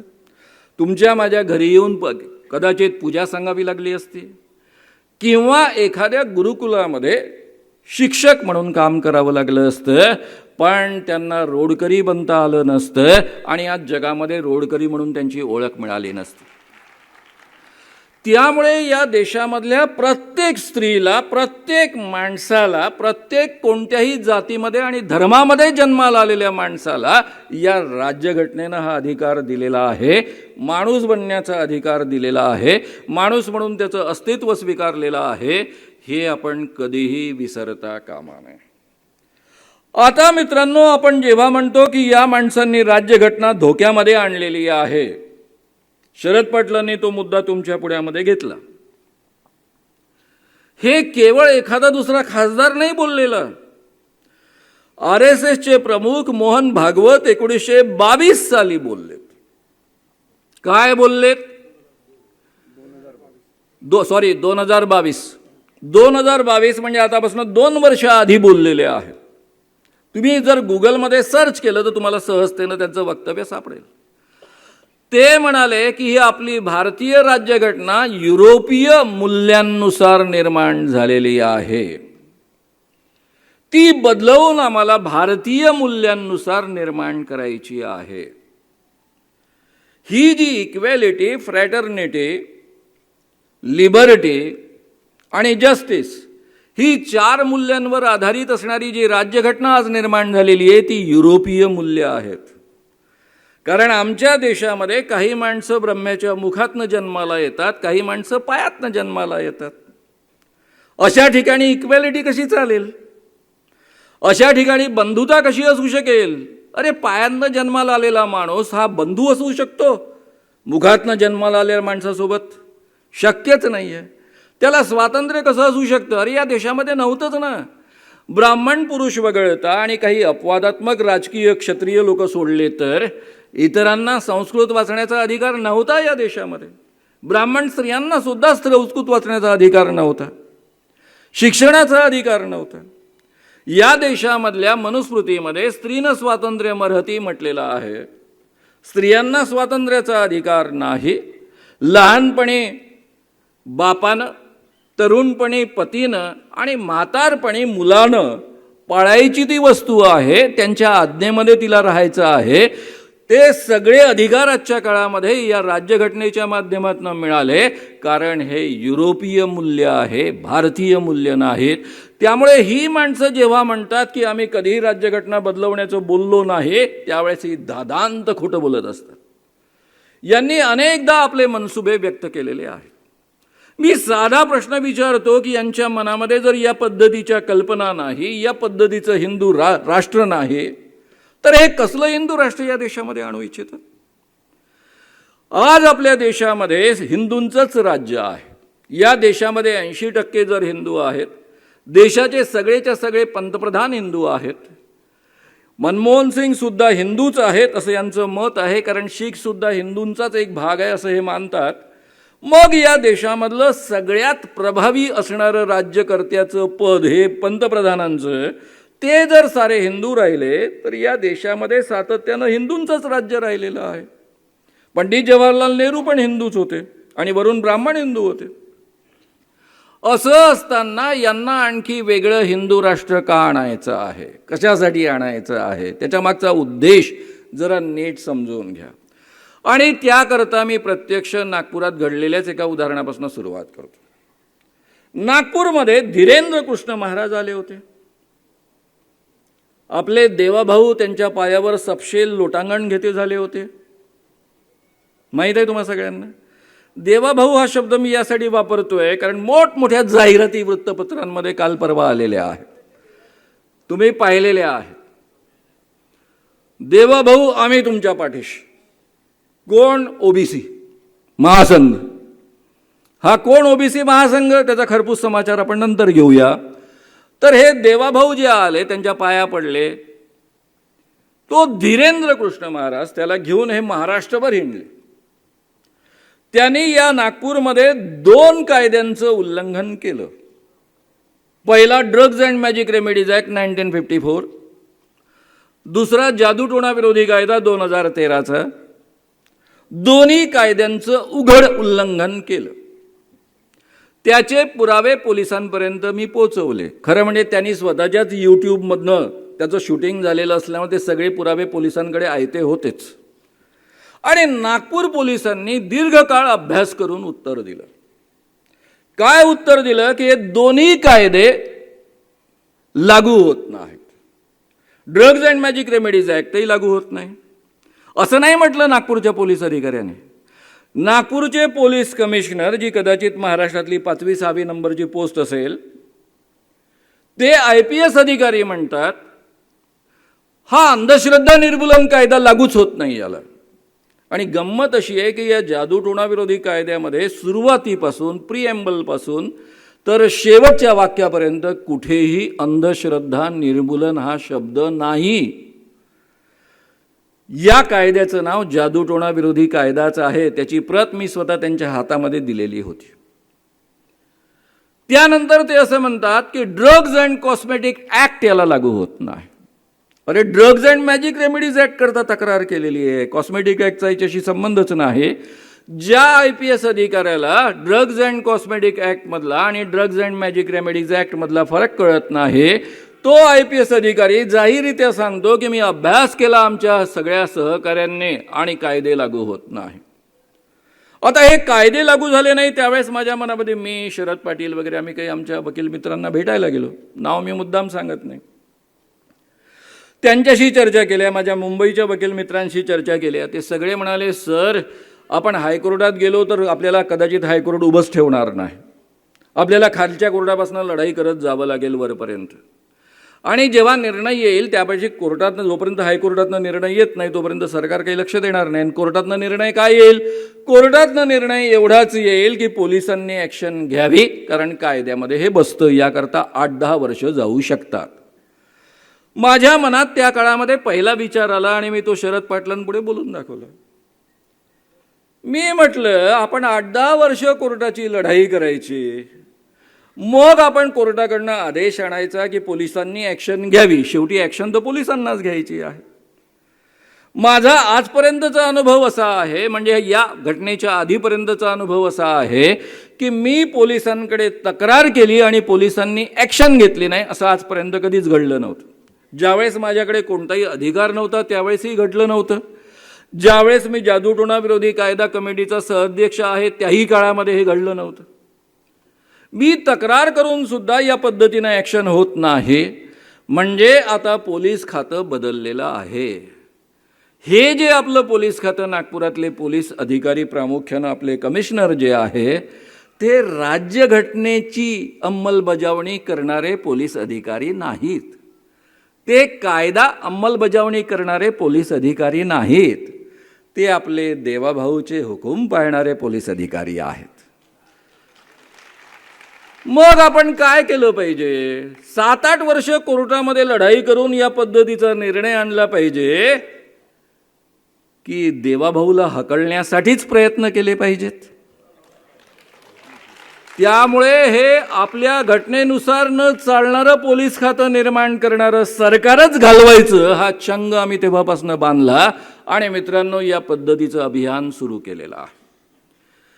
आता तुमच्या पुढ्यामध्ये हा प्रश्न निर्माण होईल की हे सगळं घडत असताना या लोकांना एवढी हकलण्याची तीव्र गरज आपल्याला का वाटते? कारण मित्रांनो याच धीरेंद्र कृष्ण महाराजांचा एक व्हिडिओ अतिशय प्रसिद्ध आहे. त्या व्हिडिओमध्ये एक अछूत माणूस त्यांच्या पायावर डोकं ठेवायला येतो आणि हे त्याला म्हणतात छुओ मत, तुम अछूत हो, हम ब्राह्मण हैं, हमें छुओ मत. हा व्हिडिओ पुन्हा 2022 सालचा आहे. हजारो लोकांच्या समोर शूट केलेला आहे. त्या व्हिडिओमध्ये तुम्हाला हजारो लोक दिसतात. आणि या देशामध्ये ॲट्रॉसिटीचा कायदा आहे. अस्पृश्यता पाळणं किंवा त्या पद्धतीचा जातीवाचक उल्लेख करणं सुद्धा कायद्याने गुन्हा आहे. कोण सरकार त्याच्यावर ॲक्शन घेणार? सरकारच जर त्याच्या पायापुढे नतमस्तक होतं, लोटांगण घालतं, लोळण घेतं, तर कोण ॲक्शन घेणार? मला जी भीती वाटते, कारण हा माणूस जाहीररित्या म्हणतो, हेही तुम्हाला पुन्हा यूट्यूबवर पाहायला मिळेल, सुभाष बाबू कहते थे कि आप मुझे खून दो मैं आपको आज़ादी दूंगा. आणि हा माणूस म्हणतो, हा बाबा म्हणतो, धीरेंद्र कृष्ण महाराज, मैं आपको कहता हूं कि आप मेरा साथ दो, मैं आपको हिंदू राष्ट्र दूंगा. याचं हिंदू राष्ट्र कसं असेल? जिथे अस्पृश्यता पाळली जात असेल, चातुर्वर्ण्य पाळला जात असेल. या हिंदू राष्ट्राची मला प्रचंड भीती वाटते. पंडित जवाहरलाल नेहरूंनी जे निर्माण केलं, डॉक्टर बाबासाहेब आंबेडकरांनी जे निर्माण केलं, ते काय हिंदू राष्ट्र नाही आहे का? अरे या देशामध्ये 80% लोक हिंदू आहेत, सगळे बरोबरीनं वागत आहेत, सगळ्यांनी बरोबरीनं वागावं ही अपेक्षा आहे, बरोबरीचे अधिकार मिळावे ही अपेक्षा आहे. हे हिंदू राष्ट्र असूच शकत नाही, कारण हिंदू राष्ट्र म्हणजे उतरंड असणारं राष्ट्र. काही मुखातनं टपकलेले आहेत, त्यांना विशेष अधिकार असलेच पाहिजे असं राष्ट्र. हे मी आणखी कशाच्या आधारावर बोलतोय? दुसरे आणखी एक बाबा बीजेपीने संपूर्ण महाराष्ट्रावर फिरवले, त्यांचं नाव आहे पंडित मिश्रा, प्रदीप मिश्रा बहुधा पहिलं नाव त्यांचं. हे पंडित प्रदीप मिश्रा काय सांगतात? आपके बच्चे को जो स्कूल कॉलेज में पढ़ रहा है उसको कहो बेलपत्ती लो, उसको शहद लगाओ, शंकर भगवान जी के पिंडी पर चढ़ाओ या फिर चिपकाओ. अगर आपके बेटे ने, आपके बच्चे ने साल भर भी अभ्यास नहीं किया है तो भी वो परीक्षा में अच्छे ढंग से पास हो जाएगा. हे त्यांचं वाक्य आहे. साल भर भी अभ्यास नहीं किया है तो भी पास हो जाएगा. आणि यांना घेऊन सगळे गावोगाव हे भेटतात आमचे देवाभाऊ, आणि आमचे ओबीसी महासंघाचे म्हणतात, देवाभाऊ धन्यवाद, तुम्ही आमच्याकरता जे करता आहात ते त्याकरता धन्यवाद. म्हणजे देवाभाऊ प्रदीप मिश्राच्या माध्यमातून काय सांगतात? एका बाजूनं ते डॉक्टर बाबासाहेब आंबेडकर होऊन गेले, अरे रात्रंदिवस अभ्यास करा, शिका, मोठे व्हा. बरं, बाबासाहेब तर स्वतःच विद्वान होते, शिक्षित होते, पण दुसरा एक माणूस आहे ना अडाणी, जो एकही वर्ग शाळेत नाही केला, तो काय सांगतो? गाडगे महाराज. गाडगे महाराज म्हणतात, अरे पोरायले शिकवा, स्वतःजवळ पैसे नसन, तुमच्याजवळ लुगडं असन तर लुगडं विका, धोतर विका, पण पोराले शिकवा. घरात दुसरं काही नसन, नुसतं ताट असन तरी ते ताट विका, पण पोरायले शिकवा, पोरायले मोठं करा. हे असं अभ्यास न करता पासून पोरं मोठे होणार आमचे? आमच्या पोरांना काय शिकवू इच्छितात? हे यांचं हिंदू राष्ट्र, हे हिंदू राष्ट्र आणणारे लोक. कारण तो प्रदीप मिश्राही जाहीररित्या बोलतो, हमें हिंदू राष्ट्र लाना है. एवढंच कशाला, यांचं तिसरं हिंदू राष्ट्र आणणारा एक आणखी महत्वाचा माणूस आहे, त्याचं नाव आहे संभाजी भिडे. संभाजी भिडे जाहीररित्या म्हणतात, ज्ञानेश्वर तुकारामापेक्षा मनू महाराज श्रेष्ठ आहेत. तुम्ही सहज म्हणजे आपल्या मोबाईलवर पाहिलं तर तुम्हाला इंटरनेटवर सापडून जाईल त्यांचं स्टेटमेंट. हे का म्हणतात ज्ञानेश्वरांपेक्षा आणि तुकारामांपेक्षा आमचे मनू महाराज श्रेष्ठ आहेत? मनू महाराज म्हणजे मनुस्मृती लिहिणारे मनू, हे श्रेष्ठ आहेत. कारण ज्ञानेश्वर म्हणतात, येथे कुळ जाती वर्ण आगवेची गा कारण, कुळ जात वर्ण सगळं अकारण आहे. जे ज्ञान लोकांना संस्कृतमध्ये उपलब्ध होतं तेच ज्ञान त्यांनी भगवद्गीतेचं भाषांतर करून ज्ञानेश्वरीमध्ये उपलब्ध करून दिलं प्राकृत भाषेमध्ये, असं मानलं जातं. त्यानंतर तुकाराम महाराज म्हणतात, ब्राह्मणाशी सिवे कोपे तो ब्राह्मण नव्हे, महाराशी सिवे कोपे तो ब्राह्मण नव्हे, तया प्रायश्चित्त काही देहत्याग करिता नाही.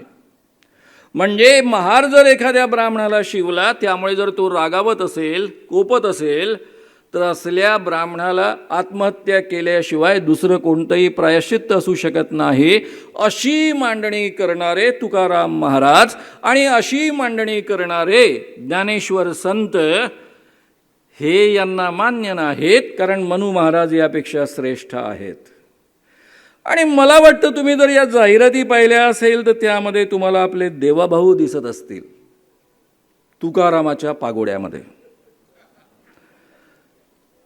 त्यांनी वेश धारण केलेला आहे तुकारामाचा. आणि भलामण कोणाची करत आहेत? कारण हाच माणूस ज्याचं नाव संभाजी भिडे आहे, हे अमरावतीमध्ये आले आणि अमरावतीमध्ये आल्यावर त्यांनी उद्गार काढले की महात्मा गांधी ये मुसलमान मालिक की उपज है. म्हणजे महात्मा गांधींची आई मुसलमान कोणत्या तरी माणसासोबत, त्यातून गांधींचा जन्म झालेला आहे. जो या देशाचा राष्ट्रपिता आहे, ज्या माणसानं ही अत्यंत महत्त्वाची 4 मूल्य आपल्या स्वातंत्र्य आंदोलनामध्ये रुजवली, म्हणून बाबासाहेबांच्या हातामध्ये राज्यघटना येऊ शकली, या पद्धतीची राज्यघटना निर्माण होऊ शकली, त्या माणसाबद्दल एवढे अश्लाघ्य उद्गार काढणारे हे संभाजी भिडे. माझा साधा प्रश्न असा आहे की आमच्या आयांची चारित्र्याची चिवडाचिवड करण्याचा तुम्हाला अधिकार कोणी दिला हो? याच हलकट मनोवृत्तीच्या माणसांनी शिवाजीराजांबद्दल आणि जिजाऊरमातेंबद्दल याच पद्धतीचे उद्गार काढलेले होते. त्याला जेम्स लेन प्रकरण म्हणून आपण सगळे लोक ओळखतो. याबद्दल विधानसभेमध्ये हा प्रश्न विचारण्यात आला. यूट्यूबवर तुम्हाला तो सगळा संवाद ऐकायला मिळेल, कृपया ऐका. पृथ्वीराज चव्हाणांनी हा प्रश्न उपस्थित केला, यशोमती ठाकूरांनी उपस्थित केला, जितेंद्र आव्हाडांनी उपस्थित केला. त्यावर उत्तर देताना आमचे देवाभाऊ, जे तुकारामांच्या वेशामध्ये तुम्हाला त्या जाहिरातीत दिसले, ते तुकारामाच्या वेशातले आमचे देवाभाऊ काय म्हणतात? महाराष्ट्राचे माजी मुख्यमंत्री, सध्याचे उपमुख्यमंत्री आणि गृहमंत्री देवेंद्र फडणवीस उत्तर देताना म्हणतात, ते उत्तर देताना कोणीतरी काहीतरी ऑब्जेक्शन उपस्थित करतं, त्यावेळेस ते म्हणतात, हो भिडे गुरुजी आमचे गुरुजी आहेत, मग तुमचं काय म्हणणं आहे?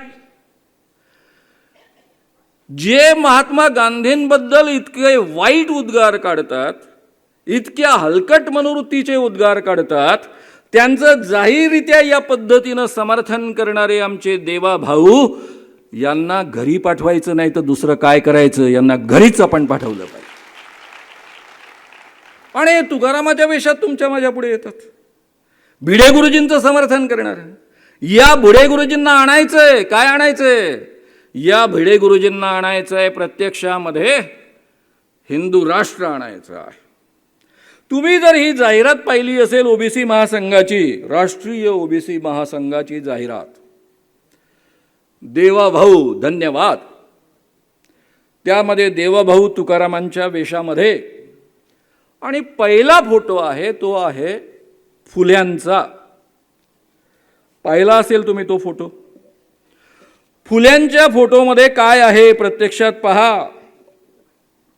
फुले आणि सावित्रीबाईंचे, फुले सावित्रीबाई यांचा फोटो त्यामध्ये, आणि आपले हे महासंघ त्यांना धन्यवाद देत आहेत देवाभाऊंना, आणि देवाभाऊ ज्यांची तारीफ करत आहेत ते काही असलं तरी ते आमचे गुरुजी असं ठणकावून सांगता आहेत संभाजी भिडे. ते संभाजी भिडे फुल्यांविषयी काय बोलले हेही तुम्हाला इंटरनेटवर सापडेल, संपूर्ण संवाद सापडेल. आजकाल फार सोय करून ठेवलेली आहे यूट्यूबने. कुत्रे फुले नालायक माणूस, फुल्यांना त्यांनी कुत्र म्हटलेलं आहे. यांच्या ढुंगणावर देशद्रोहाचे शिक्के आहेत. हे भिड्यांचे फुल्यांविषयी उद्गार आहेत.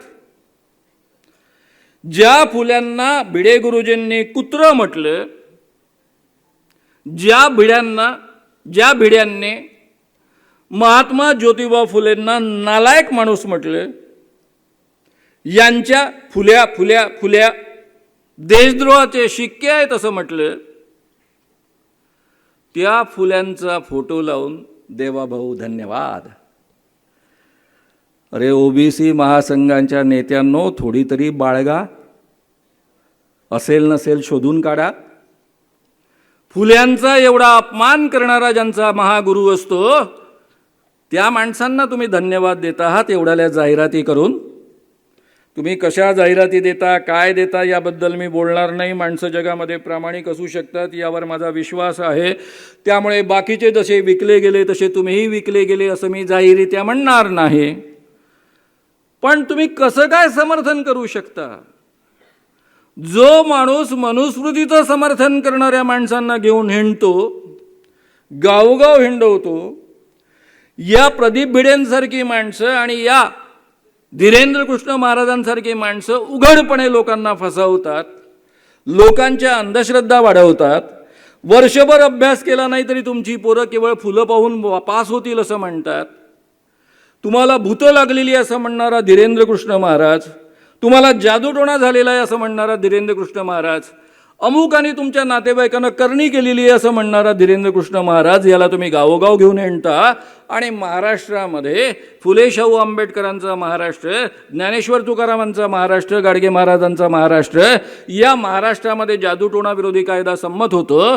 त्यामध्ये केवळ एखाद्यानं जादूटोणा केला किंवा करणी केली असं म्हणणं इटसेल्फ गुन्हा आहे. आणि एवढं म्हणण्याखातर त्याला 6 महिन्यांपासून 7 वर्षांची कारावासाची शिक्षा होऊ शकते.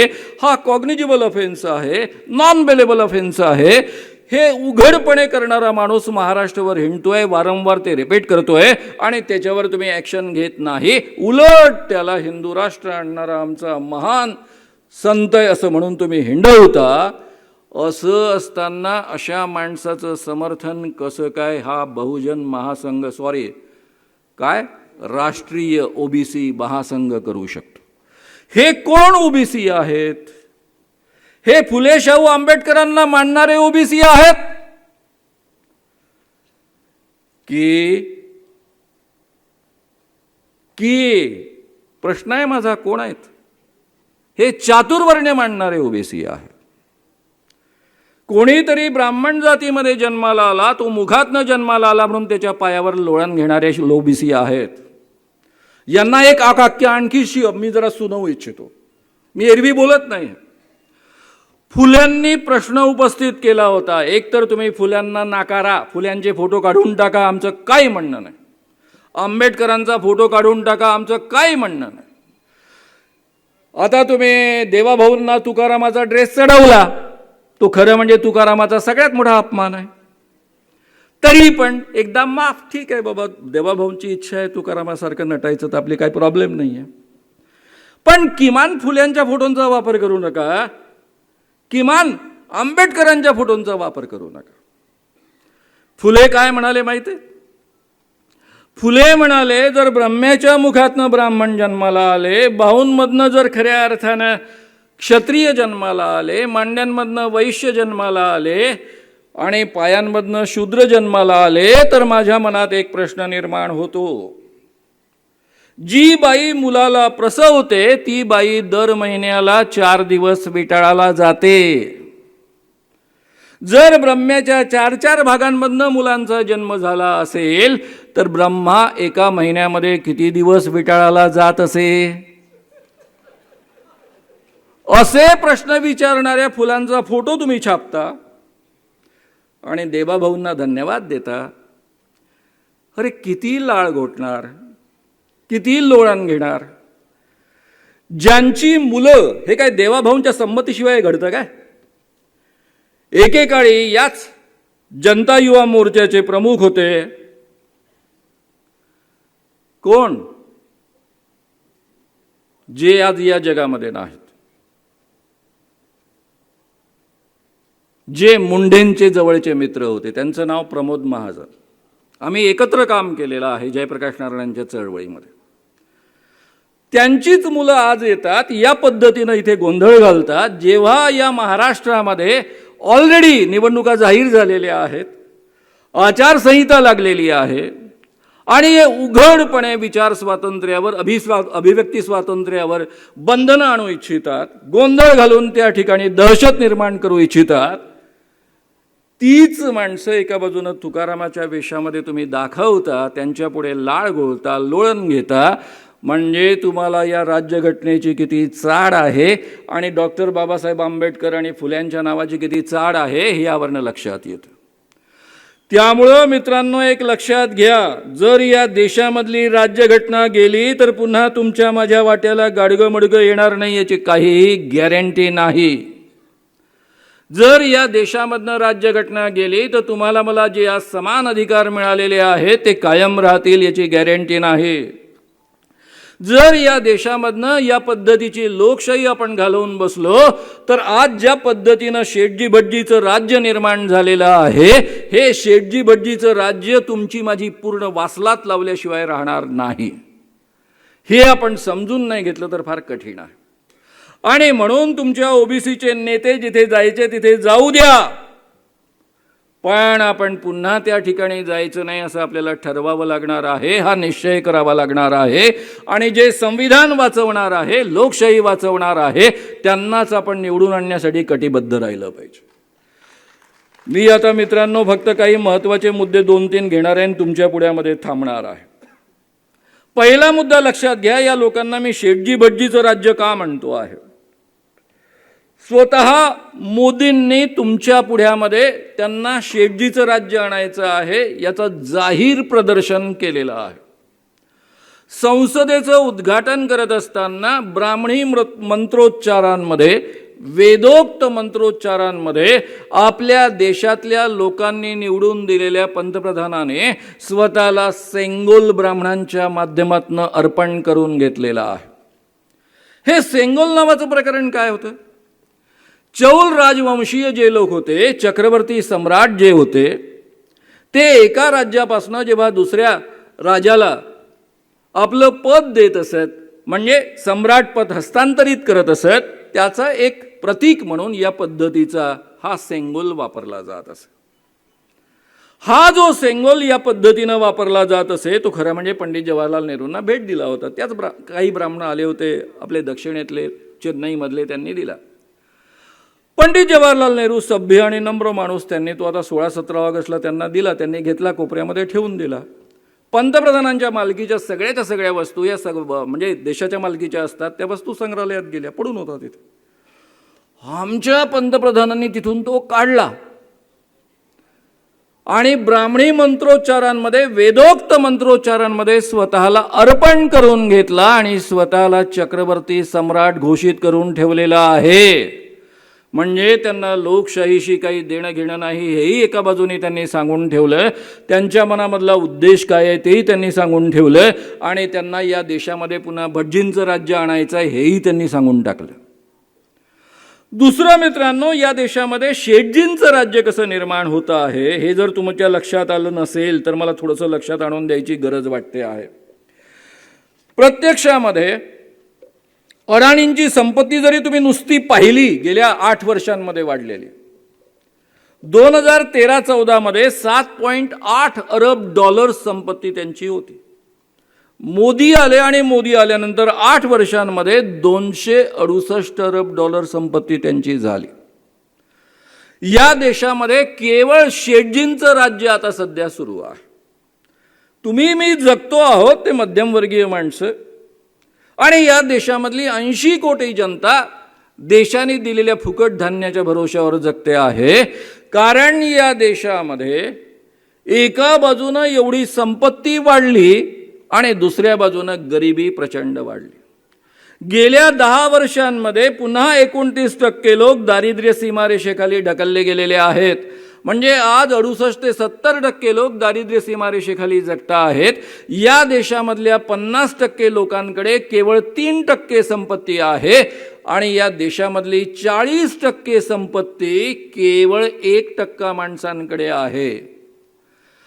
हा देश एवढा महान आहे की तुमच्या माझ्यावर पेट्रोलचे दर वाढवून, डिझेलचे दर वाढवून प्रचंड महागाई लादली मोदींनी.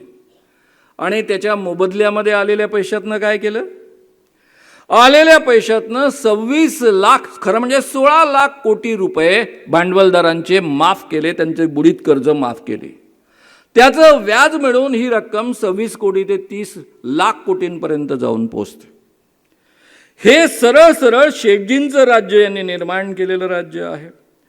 आता मित्रांनो, आपल्याजवळ आज वेळ कमी असल्यामुळं, कारण सुरुवातीला आपला वेळ बऱ्यापैकी दुसऱ्या भागामध्ये गेलेला असल्यामुळं मी तुम्हाला काही मुद्दे टाळून एकदम शेवटच्या मुद्द्यांवर मी येतो.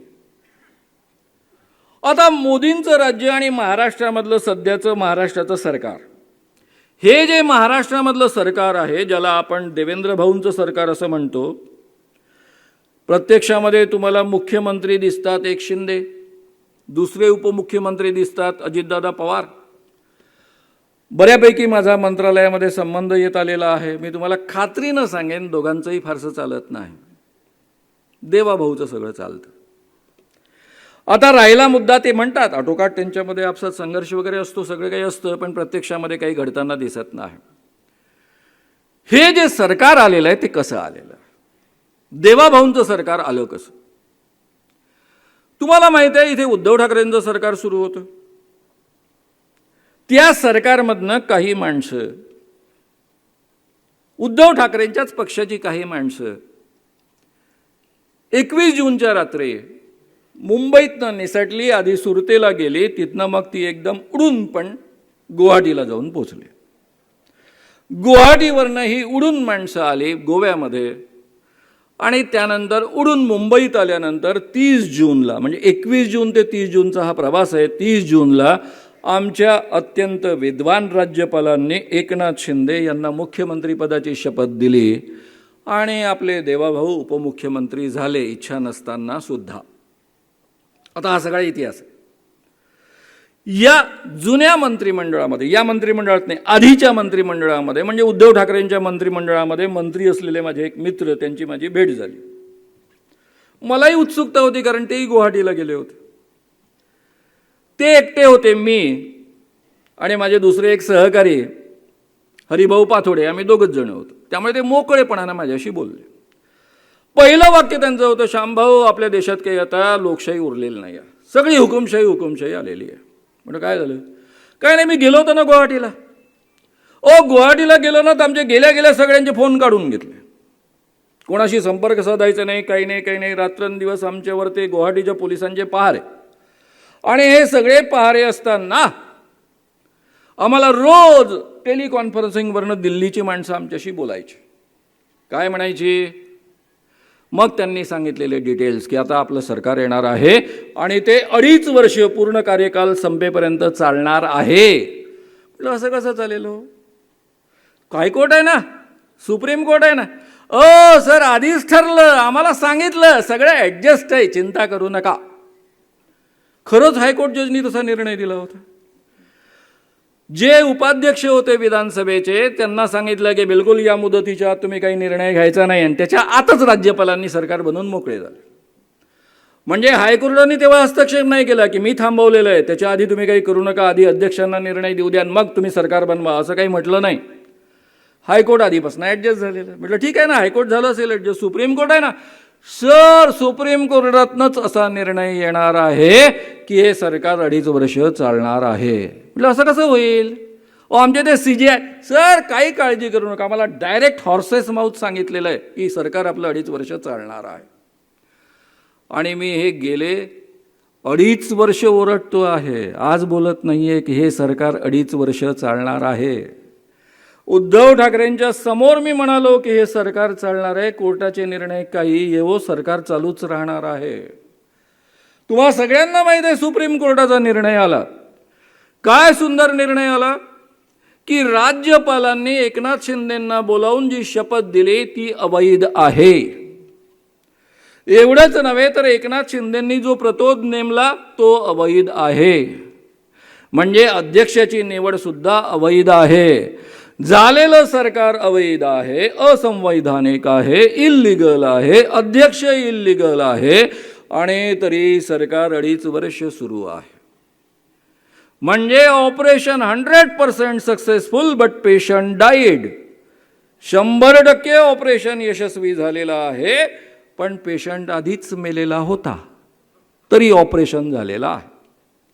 असला निर्णय आमच्या CJIने दिला. वरून ते काय म्हणतात, काय करू मी, उद्धव ठाकरेंनी राजीनामा दिला, नाहीतर मला काही वेगळा विचार करता आला असता. अरे, राज्यघटनेचं संरक्षण करण्याची जबाबदारी तुमच्याकडे आहे. तुम्ही स्वतःच्या निर्णयामध्ये म्हणता आहात की हे असंवैधानिक आहे, इल्लिगल आहे, म्हणजे अस्तित्वात आलेलं सरकार इल्लिगल आहे आणि इल्लिगल सरकार 2.5 वर्ष चालतं आहे. संपूर्ण महाराष्ट्रातल्या पैशाची उधळपट्टी करतं आहे. 8 लाखांच्या वर कर्ज वाढवून ठेवलेलं आहे आणि दणकून वाटणं सुरू आहे. मी अतिशय जबाबदारीनं बोलतोय, दणकून वाटणं सुरू आहे. माझ्या याच मित्रांनी सांगितलं, म्हटलं हो ना, तुमच्यापैकी काही लोकांवर ते ईडी वगैरे काहीतरी होतं म्हणून ते 5-6 लोक तुमच्यासोबत आले तिकडे.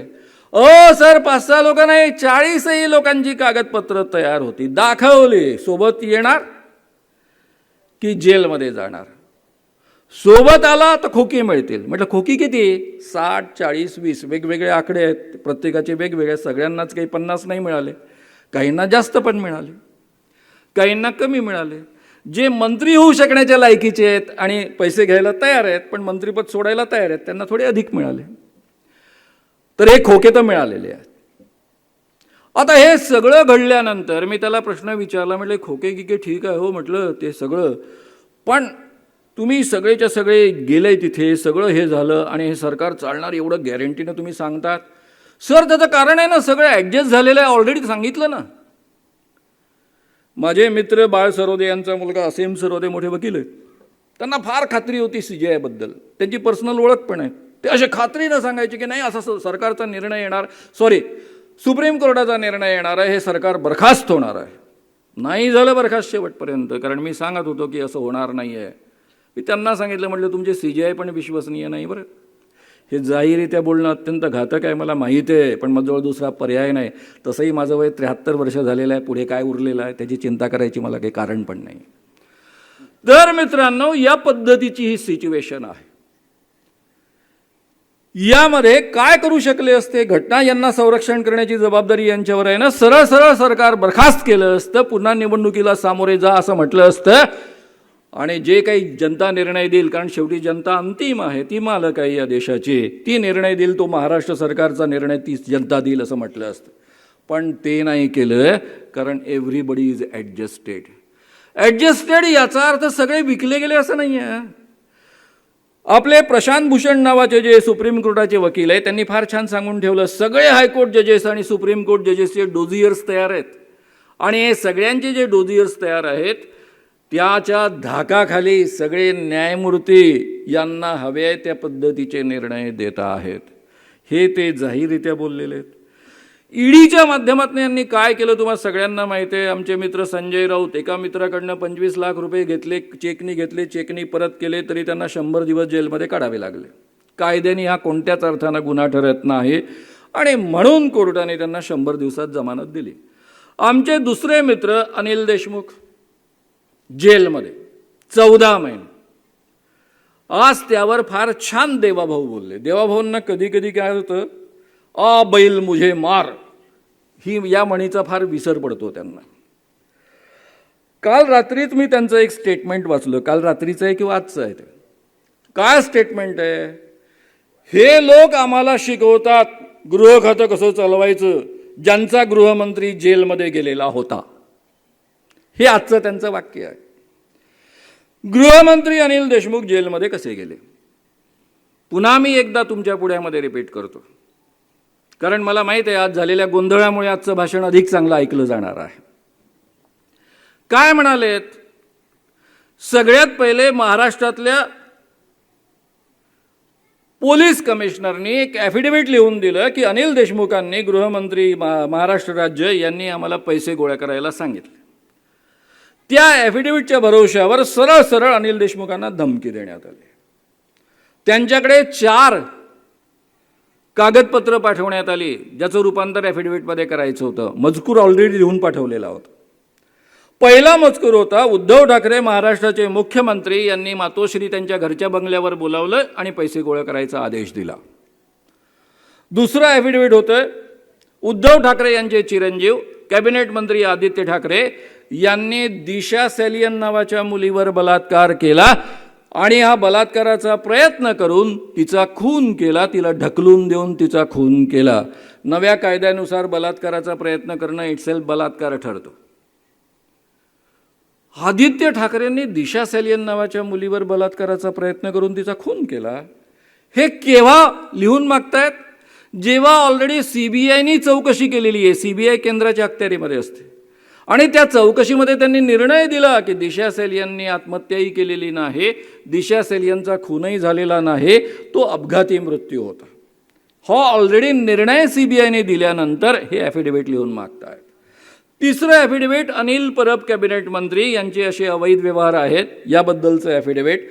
आणि चौथं ॲफिडेव्हिट पुन्हा मला धक्का बसला, जसा आदित्यचं ऐकल्यानंतर धक्का बसला तसा अजितदादा पवार उपमुख्यमंत्री यांनी त्यांच्या बंगल्यावर बोलावून घेतलं. त्यावेळेस त्यांचा मुलगा पार्थ हजर होता आणि त्यावेळेस त्यांनी गुटखेवाल्यांकडनं आणि दारूवाल्यांकडनं पैसे गोळा करायला सांगितले.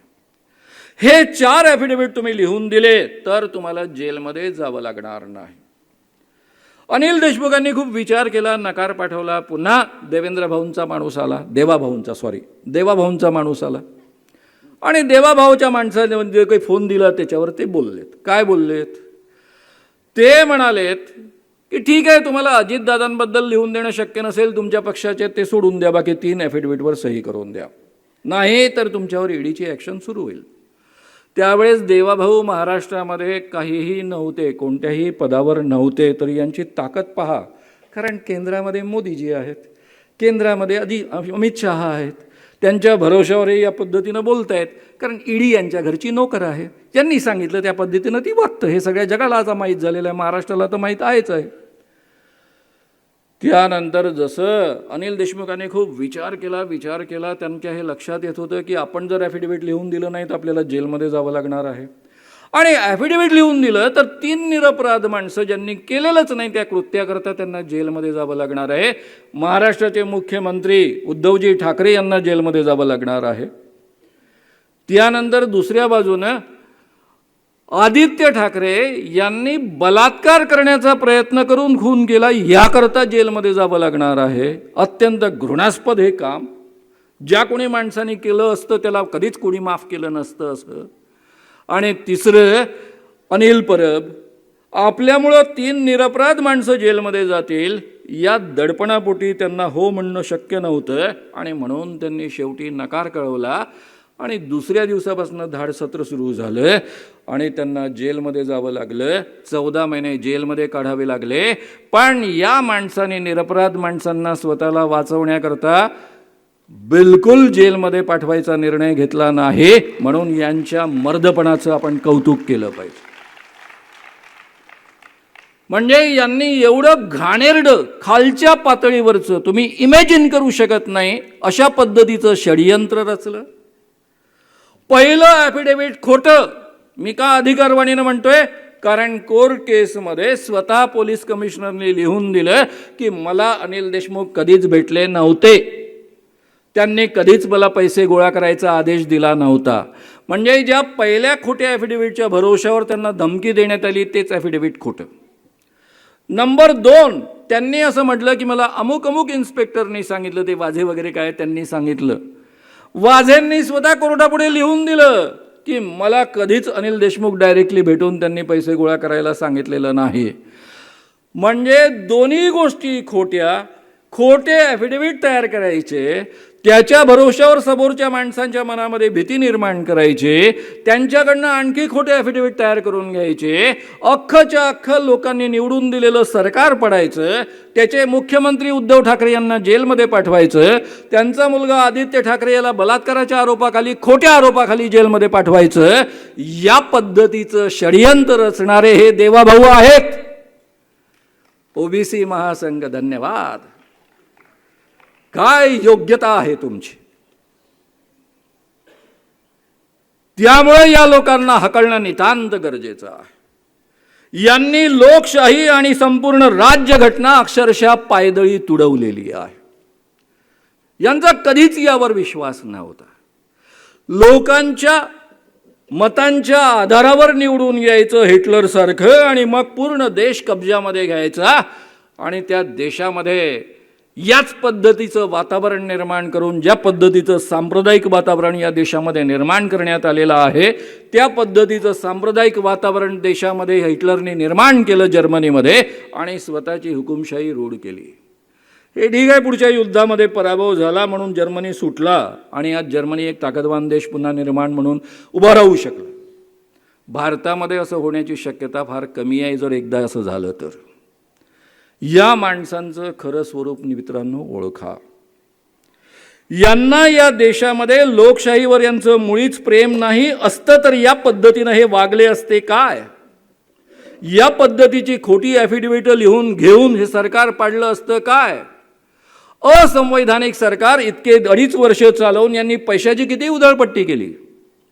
तुम्हाला कल्पना नसेल म्हणून सांगतो, इकडे डायरेक्ट खोके दिले असं बोललं जातं, मंत्रालयाच्या वर्तुळामध्ये असं बोललं जातं सरळ सरळ की बाकी दुसऱ्यांचे जे आमदार आलेत म्हणजे अजितदादांसोबतचे जे आमदार आलेत त्यांना सरळ सरळ 100 कोटीचं बजेट प्रपोजल आणा, मान्य, विकासाची कामं करा. 100 कोटी, 50 कोटी, 200 कोटी, 500 कोटी धडाधड वाटणं सुरू. आणि आतले खाजगी कॉन्ट्रॅक्टर सांगतात की सर आम्हाला 50% द्यावे लागत आहेत, 40% द्यावे लागत आहेत. आता मला सांगा 50 कोटीच्या विकास कामामधनं किंवा 100 कोटीच्या विकास कामामधनं जर 50 कोटी द्यावे लागत असतील तर ती 50 कोटीमधली कामं काय असतील? म्हणून जे मग म्हणालेत की या सगळ्या लोकांना जेलमध्ये जावं लागणार आहे. जर हे सरकार आपण उलथलं आणि ते आपण उलथणार आहोतच, हे जर सरकार आपण उलथलं तर ही सगळीच्या सगळी माणसं तुम्हाला उद्या जेलमध्ये दिसतील. कसे हिशेब देणार 100 कोटीचे? कारण जनतेचा पैसा येतो, विकास कामाकरता खर्च होणारा आहे. त्याचे जेव्हा हिशेब काढायला सुरुवात होईल तेव्हा 100 कोटीच्या ऐवजी तुम्ही 50 कोटी खर्च केले तर 100 कोटीचा हिशेब कसा लावत बसणार? त्यामुळे या सगळ्यांची जागा उद्या जेलमध्ये ठरणार आहे. म्हणून हे वाटेल ते करून आपलं सरकार येण्याचा प्रयत्न करतील. मित्रांनो, खूप काही बोलण्यासारखं आहे, वेळेची मर्यादा आहेत. म्हणून मी फक्त लाडकी बहीणचा या ठिकाणी उल्लेख निघाला म्हणून मी पुढे जातो आहे. लाडकी बहीण योजना ही एक चांगली योजना आहे. मी स्वतः महाविकास आघाडीच्या सगळ्या नेत्यांशी विस्तारानं बोललो. महाराष्ट्रातल्याच नेत्यांशी नव्हे तर देशामधल्या नेत्यांशी सुद्धा. राहुल गांधींशी 28 मिनिटं चर्चा केली, खरगेंशी चर्चा केली, महाराष्ट्रातल्या सगळ्या काँग्रेस नेत्यांशी चर्चा केली, उद्धव ठाकरेंशी चर्चा केली. उद्धव ठाकरेंशी या निमित्तानं 3 वेळा भेट झाली, दरवेळी तासापेक्षा अधिक चर्चा झाली. शरद पवारांशी वारंवार भेट होते आहे. आणि या सगळ्यांशी चर्चा केल्यानंतरच मी खात्रीनं सांगतोय की महाविकास आघाडीला निवडून द्या. मी कोणतंही काम माझ्या जीवनामध्ये आंधळेपणानं करत नाही. ज्यावेळेस या देशावर इमर्जन्सी लादली गेली होती आणि वर्ध्यामध्ये आम्ही पोस्टर्स लावले होते 26 जूनला, काँग्रेसी खासदारांनो आणि आमदारांनो आणि मंत्र्यांनो, हुकुमशाह इंदिरा गांधींच्या तालावर बेताल नाचा आणि हातात बांगड्या भरा या पद्धतीचे पोस्टर्स आम्ही लावले होते. यामधले खासदार माझ्या वडिलांचे काका होते आणि मंत्री ज्या होत्या त्या माझ्या वडिलांची चुलत बहीण होती. मी माझ्याच घरच्या लोकांशी फाईट करून करून त्या काळामध्ये या देशाला स्वातंत्र्य टिकावं, अभिव्यक्ती स्वातंत्र्य टिकावं म्हणून त्यावेळेस जेलमध्ये जाणं पत्करलं होतं. त्यावेळेस तर मी कॉलेजमधला विद्यार्थी होतो. आज एवढं तुम्हाला ठणकावून सांगतोय मी महाविकास आघाडीला निवडून द्या, ते त्या आधारावर की मला ही खात्री पटते की इंडिया आघाडी आणि महाविकास आघाडी ही राज्यघटना टिकवण्याकरता कटिबद्ध आहे. एवढंच नव्हे तर हे लोक लोकशाही टिकवण्याकरता सुद्धा कटिबद्ध आहे. आधी त्यांनी ज्या काही चुका केलेल्या असतील त्या चुकांची त्यांना पूर्णतः जाणीव आहे. आपल्या हातून काय चुका झाल्या, काय गलथानपणा आपण केला याची जाणीव आहे. अनेकांच्या मनामध्ये हा प्रश्न असतो की उद्धव ठाकरे तर हिंदुत्ववादी आहेत, मग ते असताना तुम्ही त्यांच्याबद्दल एवढी खात्री कशी देऊ शकता? उद्धव ठाकरेंना मी 2005 पासून भेटतो आहे. पहिल्या भेटीमध्ये 2005ला मी प्रबोधनकार ठाकरेंचा खूप अभ्यास करून त्यांच्याकडे गेलो होतो. माझ्या भाषणामध्ये मी नेहमीच प्रबोधनकार ठाकरेंचे काही उतारे देत असतो. पण म्हटलं यांना सांगावं तर जी आमची त्यावेळेस अर्धा तास सुरुवातीला भेट झाली त्यावेळेस त्यांनी धडाधड मला प्रबोधनकार ठाकरेच ऐकवले. आणि ते केवळ ऐकवले नाही, ते म्हणाले माझ्या आजोबांचे जे विचार आहेत तेवढे ग्रेट विचार आहेत, ते खरं म्हणजे अंमलात आणले पाहिजेत, पण आमची तेवढी हिंमत नाही अंमलात आणण्याची, आमची तेवढी प्राज्ञा नाही आहे, पण तुम्ही ते काम करतात म्हणून मला तुमच्याविषयी प्रचंड आदर आहे. आणि मित्रांनो, त्यानंतर आतापर्यंत झालेल्या भेटी, मी शेवटच्या भेटीचा एक वृत्तांत देतो.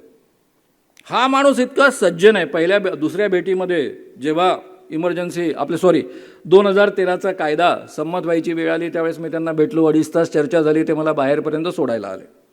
तेव्हा मला सिक्युरिटी लागली होती कारण डॉक्टर नरेंद्र दाभोळकरांचा ऑलरेडी मर्डर झालेला होता. त्या सिक्युरिटीतल्या माणसांनी सांगितलं, कारण ते नेहमी उद्धव ठाकरे यांच्याकडे ड्युट्या करायचे, ते म्हणाले हो सर, उद्धव ठाकरे तुम्हाला बाहेरपर्यंत सोडायला आले. म्हटलं हो, ते सज्जन गृहस्थ आहेत, आलेच बाहेर. सर तुम्हाला सोडायला आले याचा अर्थ तुम्हाला कळत नाही काय? तेव्हा त्यांनी माझ्या लक्षात आणून दिलं की ते तुमचा सन्मान करण्यासाठी म्हणून बाहेरपर्यंत आले. उद्धव ठाकरेंना यावेळेस माझी जी भेट झाली शेवटची आत्ताची महिन्याभरापूर्वी, त्यावेळेस मी एक प्रश्न त्यांना विचारला. दुसरा कोणताही राजकीय नेता असता तर मला हकलून दिलं असतं. माझा प्रश्न काय होता? उद्धवराव, तुम्ही राज्यघटना आणि राज्यघटनेमधलं जे प्रिएम्बल आहे त्यामध्ये ही जी 4 मूल्य सांगितलेली आहे, इक्वॅलिटी, फ्रॅटर्निटी, लिबर्टी आणि जस्टिस, ही तुम्हाला मान्य आहे काय? आणि ती अंमलात आणण्यासाठी तुम्ही कटिबद्ध आहात काय? हा उद्धटपणाचा प्रश्न होता. कोणत्याही एखाद्या राजकीय नेत्याला, एवढ्या मोठ्या पक्षाच्या नेत्याला असा प्रश्न विचारणं, पण उद्धव ठाकरे अंतर्बाह्य अतिशय सज्जन गृहस्थ आहेत. त्यांनी मला शांतपणे उत्तर दिलं, मानव हा काही प्रश्न झाला काय? अर्थात ही राज्यघटना मला मान्य आहे, ही राज्यघटना अंमलात आणण्याकरता मी पूर्णतः कटिबद्ध आहे. माझ्या शासनामध्ये ही सगळी मूल्य अंमलात येतील याची मी काळजी घेईल.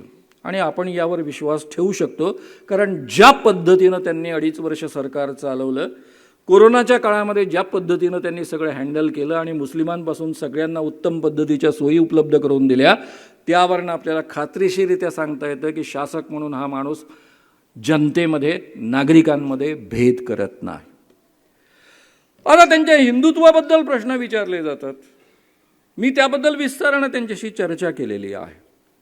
मी उलट त्यांना आग्रहानं म्हणतो की तुम्हाला एक खूप सुंदर संधी मिळाली, त्याचा उपयोग करून घ्या.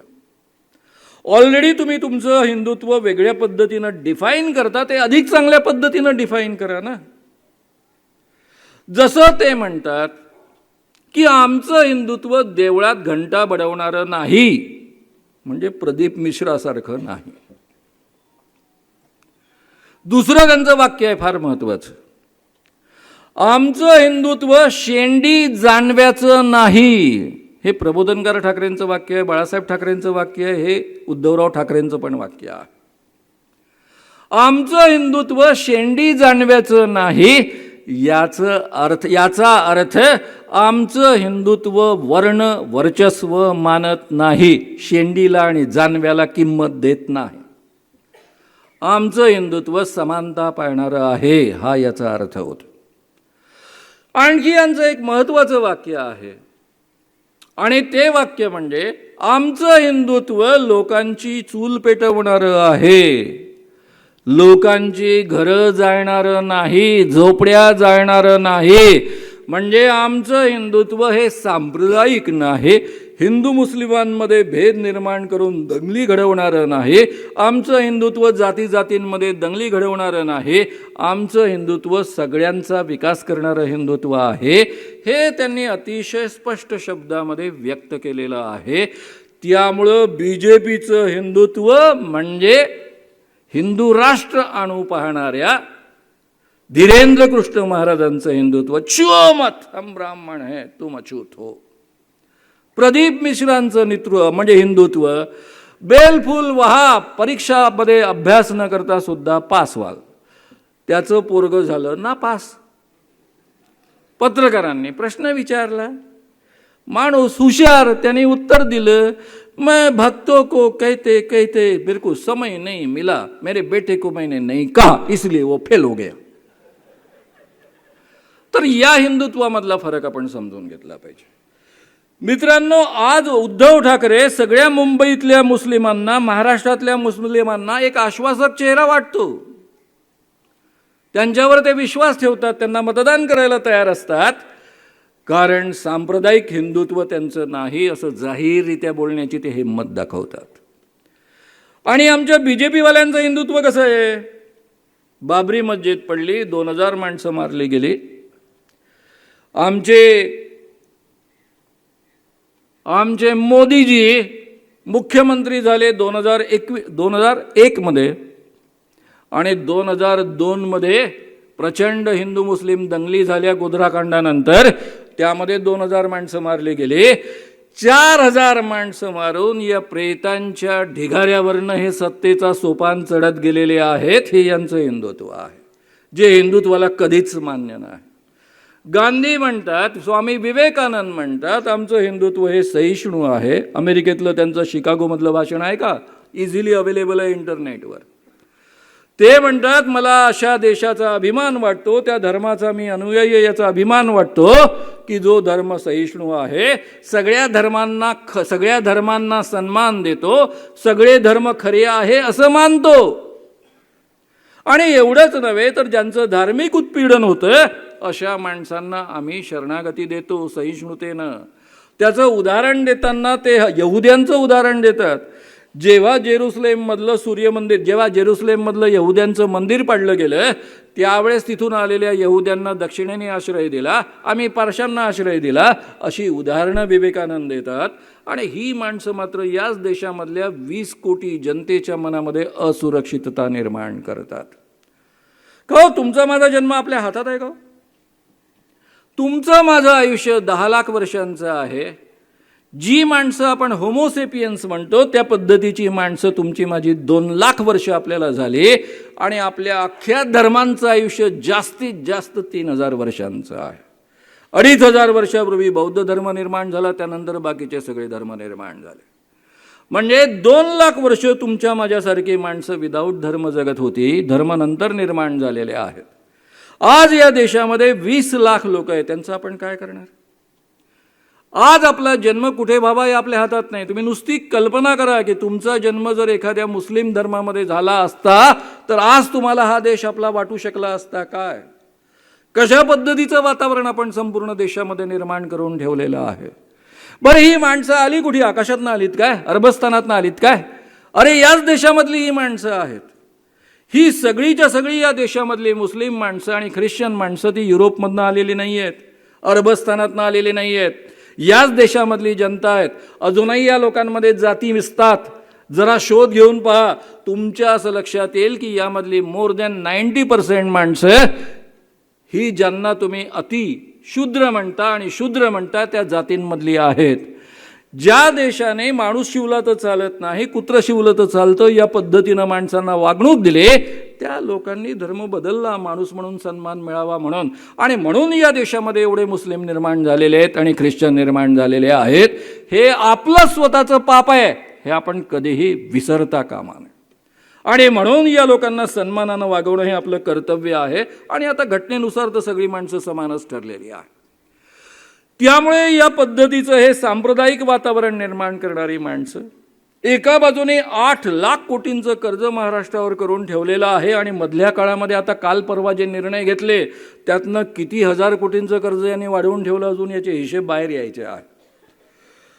मुळामध्ये आपल्या ज्या बहिणींना, लाडक्या बहिणींना जे दिलेले आहेत 1,500 रुपये, जवळपास 5 हप्ते आता त्यांना पोचणार आहेत. हा मुद्दा आपण लाईटली घेऊ नये. आपल्यासारखी जी प्रचार करणारी माणसं आहेत, लोकांना आपली मतं ठामपणे सांगणारी माणसं आहेत, त्यांना मी आग्रहानं सांगेन की लाडकी बहिणीचं कौतुक करा. उलट असं सांगा की या लाडक्या बहिणी आम्हाला अधिक लाडक्या आहेत. कारण यातल्या ज्या काही स्त्रिया आहेत त्यातल्या 40% स्त्रिया गृहिणी आहेत. त्यांच्याकरता दर महिन्याला 1,500 रुपये मिळतात. ते फार महत्त्वाचे आहेत. सतत नवऱ्यापुढे मुलांपुढे हात पसरावा लागतो. माझ्या नावावर माझ्या बँकेच्या खात्यामध्ये सरकार मला 1,500 रुपये पाठवतं आहे, हा त्यांच्याकरता केवळ सन्मानाचा विषय नाही आहे, अतिशय अभिमानाचा सुद्धा विषय आहे. हे आपण विसरता कामा नये. मग हा पैसा वेस्ट जातो का? उद्धवरावांशी जी चर्चा झाली उद्धव ठाकरेंसोबत, तीच चर्चा मी तुमच्या पुढ्यामध्ये फक्त व्यक्त करतो थोडक्या शब्दांमध्ये. हा पैसा वेस्ट जात नाही. जे मोदींनी 16 लाख कोटींचं कर्ज माफ केलं तो सगळा वेस्ट गेलेला पैसा आहे. तो तुमच्या माझ्या खिशातनं सरकारला उत्पन्न करावा लागणार आहे. पण हे जे पैसे लोकांच्या खिशामध्ये जात आहेत, ज्यावेळेस देशामध्ये अर्थव्यवस्थेमध्ये प्रचंड मंदी असते, रोजगार निर्माण होत नाही, त्यावेळेस लोक कल्याणकारी सरकार जी असतात ती जनतेची क्रयशक्ती वाढवणाऱ्या काही उपाययोजना करत असतात. हे जे या स्त्रियांच्या बँक खात्यामध्ये पैसे जाणार आहेत त्यामुळे त्यांची क्रयशक्ती वाढेल. जेव्हा स्त्रियांची क्रयशक्ती वाढते, या स्त्रिया अशा आहेत, हे फार इंटेलिजंट पाऊल आहे. पुरुषांच्या खात्यामध्ये गेले असते तर कदाचित डाऊट असतं 1,500चं काय होणार, कदाचित 3 ते 8 संध्याकाळ रंगून जातील असं पण होणार. पण या स्त्रियांपैकी 99% स्त्रिया दारू पित नाहीत, जुगार खेळत नाहीत, त्यामुळे ते आपल्या कुटुंबावर खर्च करतील. याचा अर्थ आजूबाजूला 4 वस्तू विकत घेतील, कदाचित भाजी विकत घेतील, कदाचित दूध दुभत विकत घेतील, कपडे विकत घेतील, 4 वस्तू विकत घेतील. या काही ॲमेझॉनवरनं मागवणार नाहीत, TV आणि फ्रीज घेणार नाहीत. त्यामुळे छोट्या मोठ्या उद्योगांना चालना मिळेल. जे उद्योग डिमॉनिटायझेशनमुळं 500 आणि 1000ची नोट बंद केल्यामुळं पूर्ण मोडीत निघाले, त्या छोट्या मोठ्या उद्योगांना चालना मिळेल, रोजगार वाढेल. आणि त्यामुळे हे स्तुत्य पाऊल आहे. आर्थिकदृष्ट्या, अर्थशास्त्रीय दृष्ट्या अतिशय वेलकमिंग पाऊल आहे. आणि त्यामुळे आपण याचं छानपैकी समर्थन केलं पाहिजे. उलट आपण काय म्हटलं पाहिजे की हे पैसे जरी सरकारचं कर्ज वाढवणारे असले तरी त्यातून 2-3 वर्षांमध्ये रोजगार वाढण्याची शक्यता आहे, लोकांना काम मिळण्याची शक्यता आहे, व्यवस्थेला चालना मिळण्याची शक्यता आहे. त्यामुळे हे उपयुक्त गुंतवणूक आहे सरकारची असं आपण मानलं पाहिजे. आणि बोलताना सांगितलं पाहिजे की या लाडक्या बहिणी आम्हाला लाडक्या आहेतच. पहिले या उद्दाम भावांना हकला. यातले महेश सांगतात लक्षात आम्हाला मत नाही, नावं काढून टाकेल. दुसरे आमचे राणा आहेत, रवी राणा, अमरावतीचे आमदार, आमचे मित्र, त्यांनी आणखी वेगळीच धमकी दिली, पैसे परत घेईन, जसे काही यांच्या बापाचे पैसे आहेत. अरे सरकारचे पैसे, जनतेचे पैसे जनतेला दिले जात आहेत, तुम्ही परत घेणारे कोण?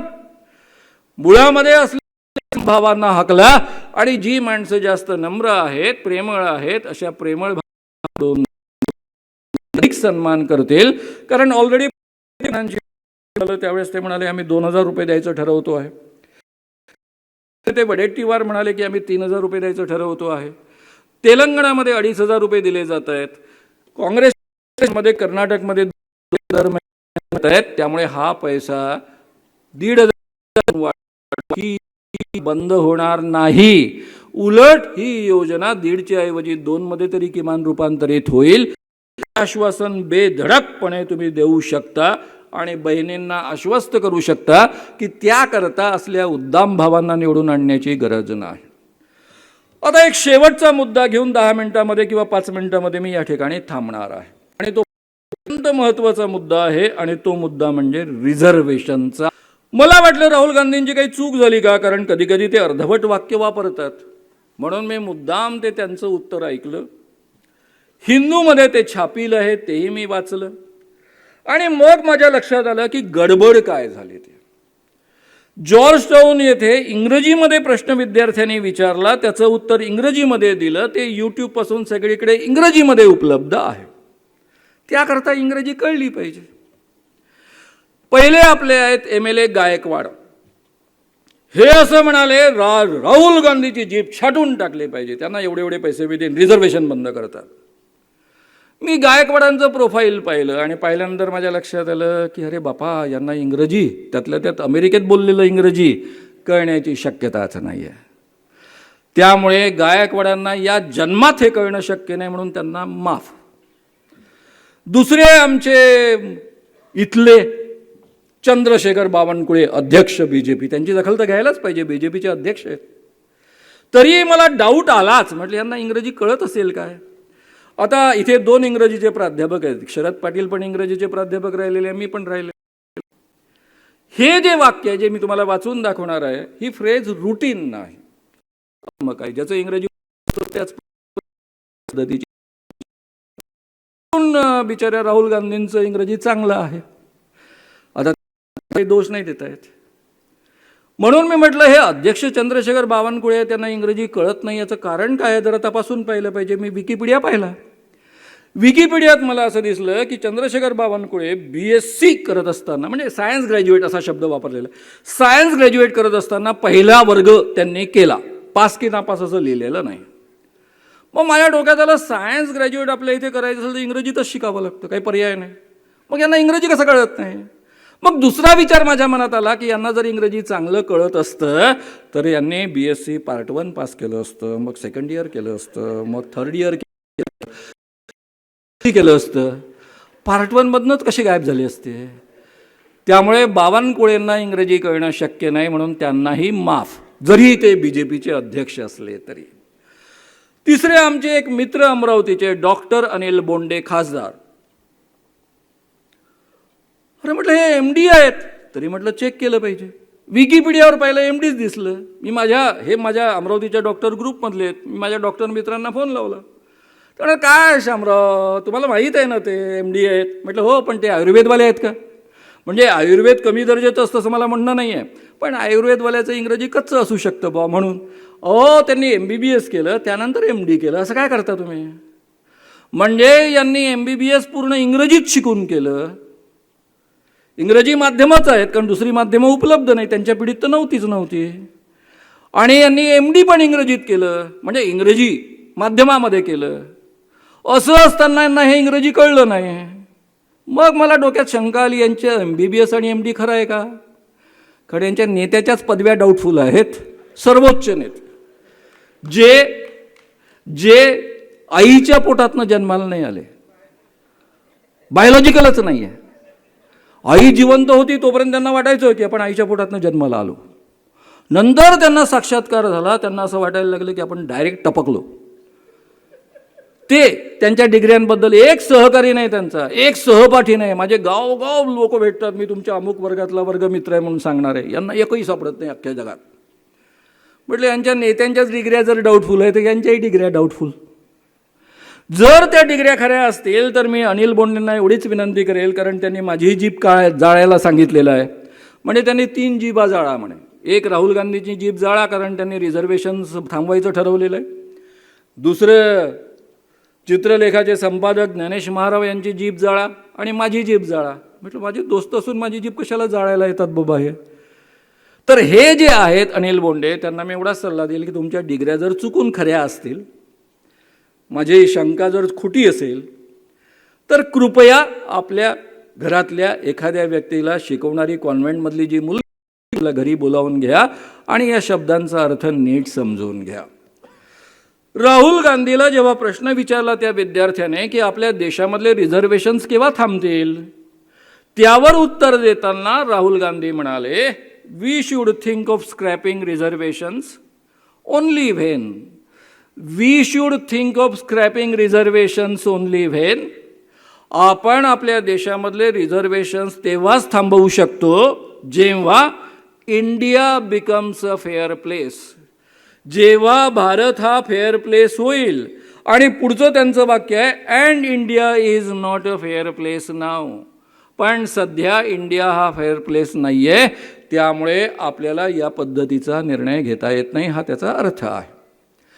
म्हणजे राहुल गांधी काय म्हणाले की आपण रिझर्वेशन्स थांबवण्याचा तेव्हाच विचार करू शकतो जेव्हा भारत हा फेअर प्लेस बनेल. सध्या तो फेअर प्लेस नाही आहे, त्यामुळे आपल्याला तसा विचार करता येत नाही. म्हणजे फेअर प्लेस ही फक्त एक जे 2 शब्द आहेत, त्याला फ्रेज म्हणा, शब्द म्हणा, काय म्हणायचं म्हणा, इथे सगळी गोची साठवलेली आहे.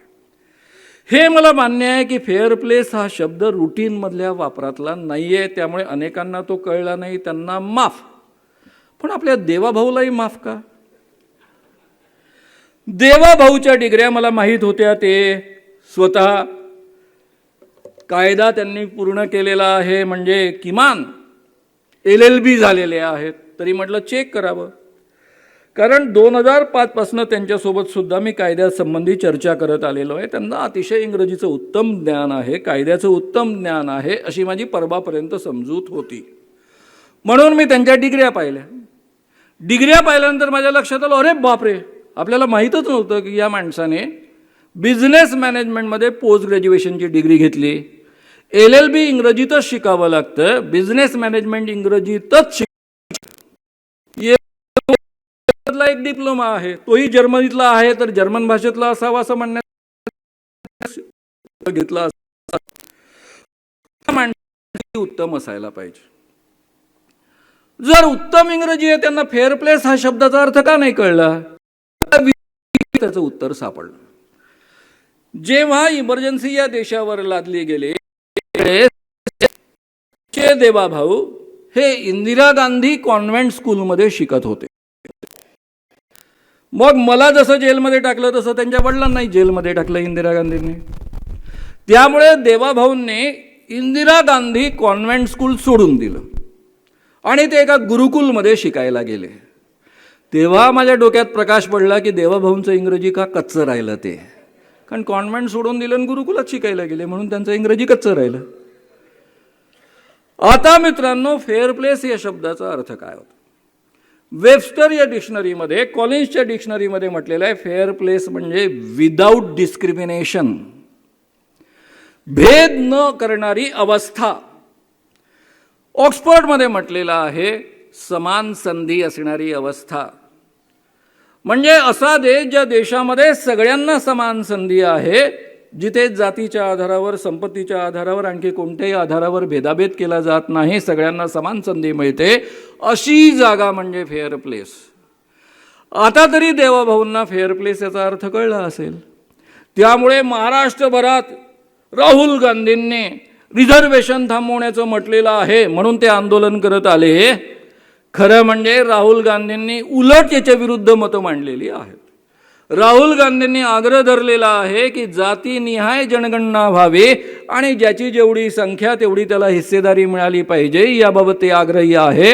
आणि काँग्रेसच्या न्यायपत्रामध्ये लोकसभेच्या आधी जे प्रसिद्ध झालं त्यामध्ये स्पष्टतः ती मांडणी आहे. एवढंच नव्हे तर अलीकडच्या काळामध्ये त्यांनी मोदींना जाहीररित्या आवाहन केलं की सगळ्यांना ज्यांना ज्यांना आवश्यक आहे त्यांना रिझर्वेशन्स मिळाले पाहिजेत. त्याकरता हे 50% सिलिंग आहे ते बदलवा, त्याकरता घटनादुरुस्ती करा आणि या घटनादुरुस्तीकरता इंडिया गठबंधन आणि काँग्रेस पूर्ण समर्थन देईल आणि हे या पद्धतीचं परिवर्तन करून सगळ्यांचे रिझर्वेशन्स वाढवा, असं म्हणणारे राहुल गांधी रिझर्वेशन थांबवण्याची गोष्टच कसे करू शकतात? याचा अर्थ यांना साध्या या वाक्याचा अर्थ कळला नाही. हा एक असू शकतो. तो असला तर मी एक विनंती करेन देवाभाऊंना की देवाभाऊंनी आपली मुलगी कॉन्व्हेंटमध्ये बहुधा शिकत असावी, तिच्या मिसला बोलावून घ्यावं, फेअर प्लेस या शब्दाचा अर्थ नीट समजून घ्यावा आणि तो कळल्यानंतर या देशामधल्या आणि महाराष्ट्रामधल्या जनतेची आणि काँग्रेसच्या पुढाऱ्यांची आणि राहुल गांधींची जाहीर माफी मागावी. कारण आपण खोटं बोललो आहे, चुकून का होईना, असा ज्याला आपण म्हणू अपराध त्यांच्या हातून घडलेला.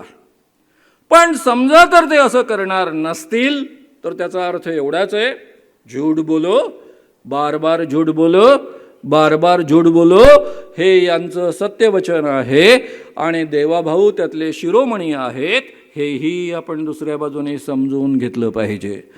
मित्रांनो, या निमित्तानं मी तुम्हाला एवढंच आवाहन करेल की ही सांप्रदायिक मनोवृत्तीची माणसं, मनुवादी मनोवृत्तीची माणसं, खुनशी माणसं, भ्रष्ट माणसं, हुकुमशाही लादू पाहणारी माणसं यांना घालवा, हे शेटजी भटजीचं सरकार घालवा आणि जे संविधान मांडणारं आहे, शेतकऱ्यांना आणि जनतेला न्याय देण्याचं आश्वासन देणारं आहे, असं लोकशाहीवादी विचारसरणीचं महाविकास आघाडी हे सरकार आणा, त्यांना निवडून द्या, असं कळकळीचं आवाहन करून मी या ठिकाणी थांबेन. धन्यवाद, धन्यवाद, धन्यवाद. मित्रांनो, माझे मित्र सुरेश झुरमुरे यांनी तुम्हाला आवाहन केलं होतं की अखिल भारतीय अंधश्रद्धा निर्मूलन समितीला आर्थिक मदत करा. समोर QR कोड्स लागलेले आहेत, बाहेर पडताना सुद्धा QR कोड्स आहेत. कृपया त्यावर तुम्ही अखिल भारतीय अंधश्रद्धा निर्मूलन समितीला पैसे पाठवू शकता. काही हजारांपासून शेकड्यांपर्यंत. तुमच्या मदतीच्या भरोशावरच ही चळवळ चालते. आपण इतका वेळ थांबून शांतपणे ऐकलं ह्या विपरीत परिस्थितीमध्ये, त्याबद्दल तुम्हा सगळ्यांचे मनापासून आभार. एबीपी माझा, उघडा डोळे बघा नीट.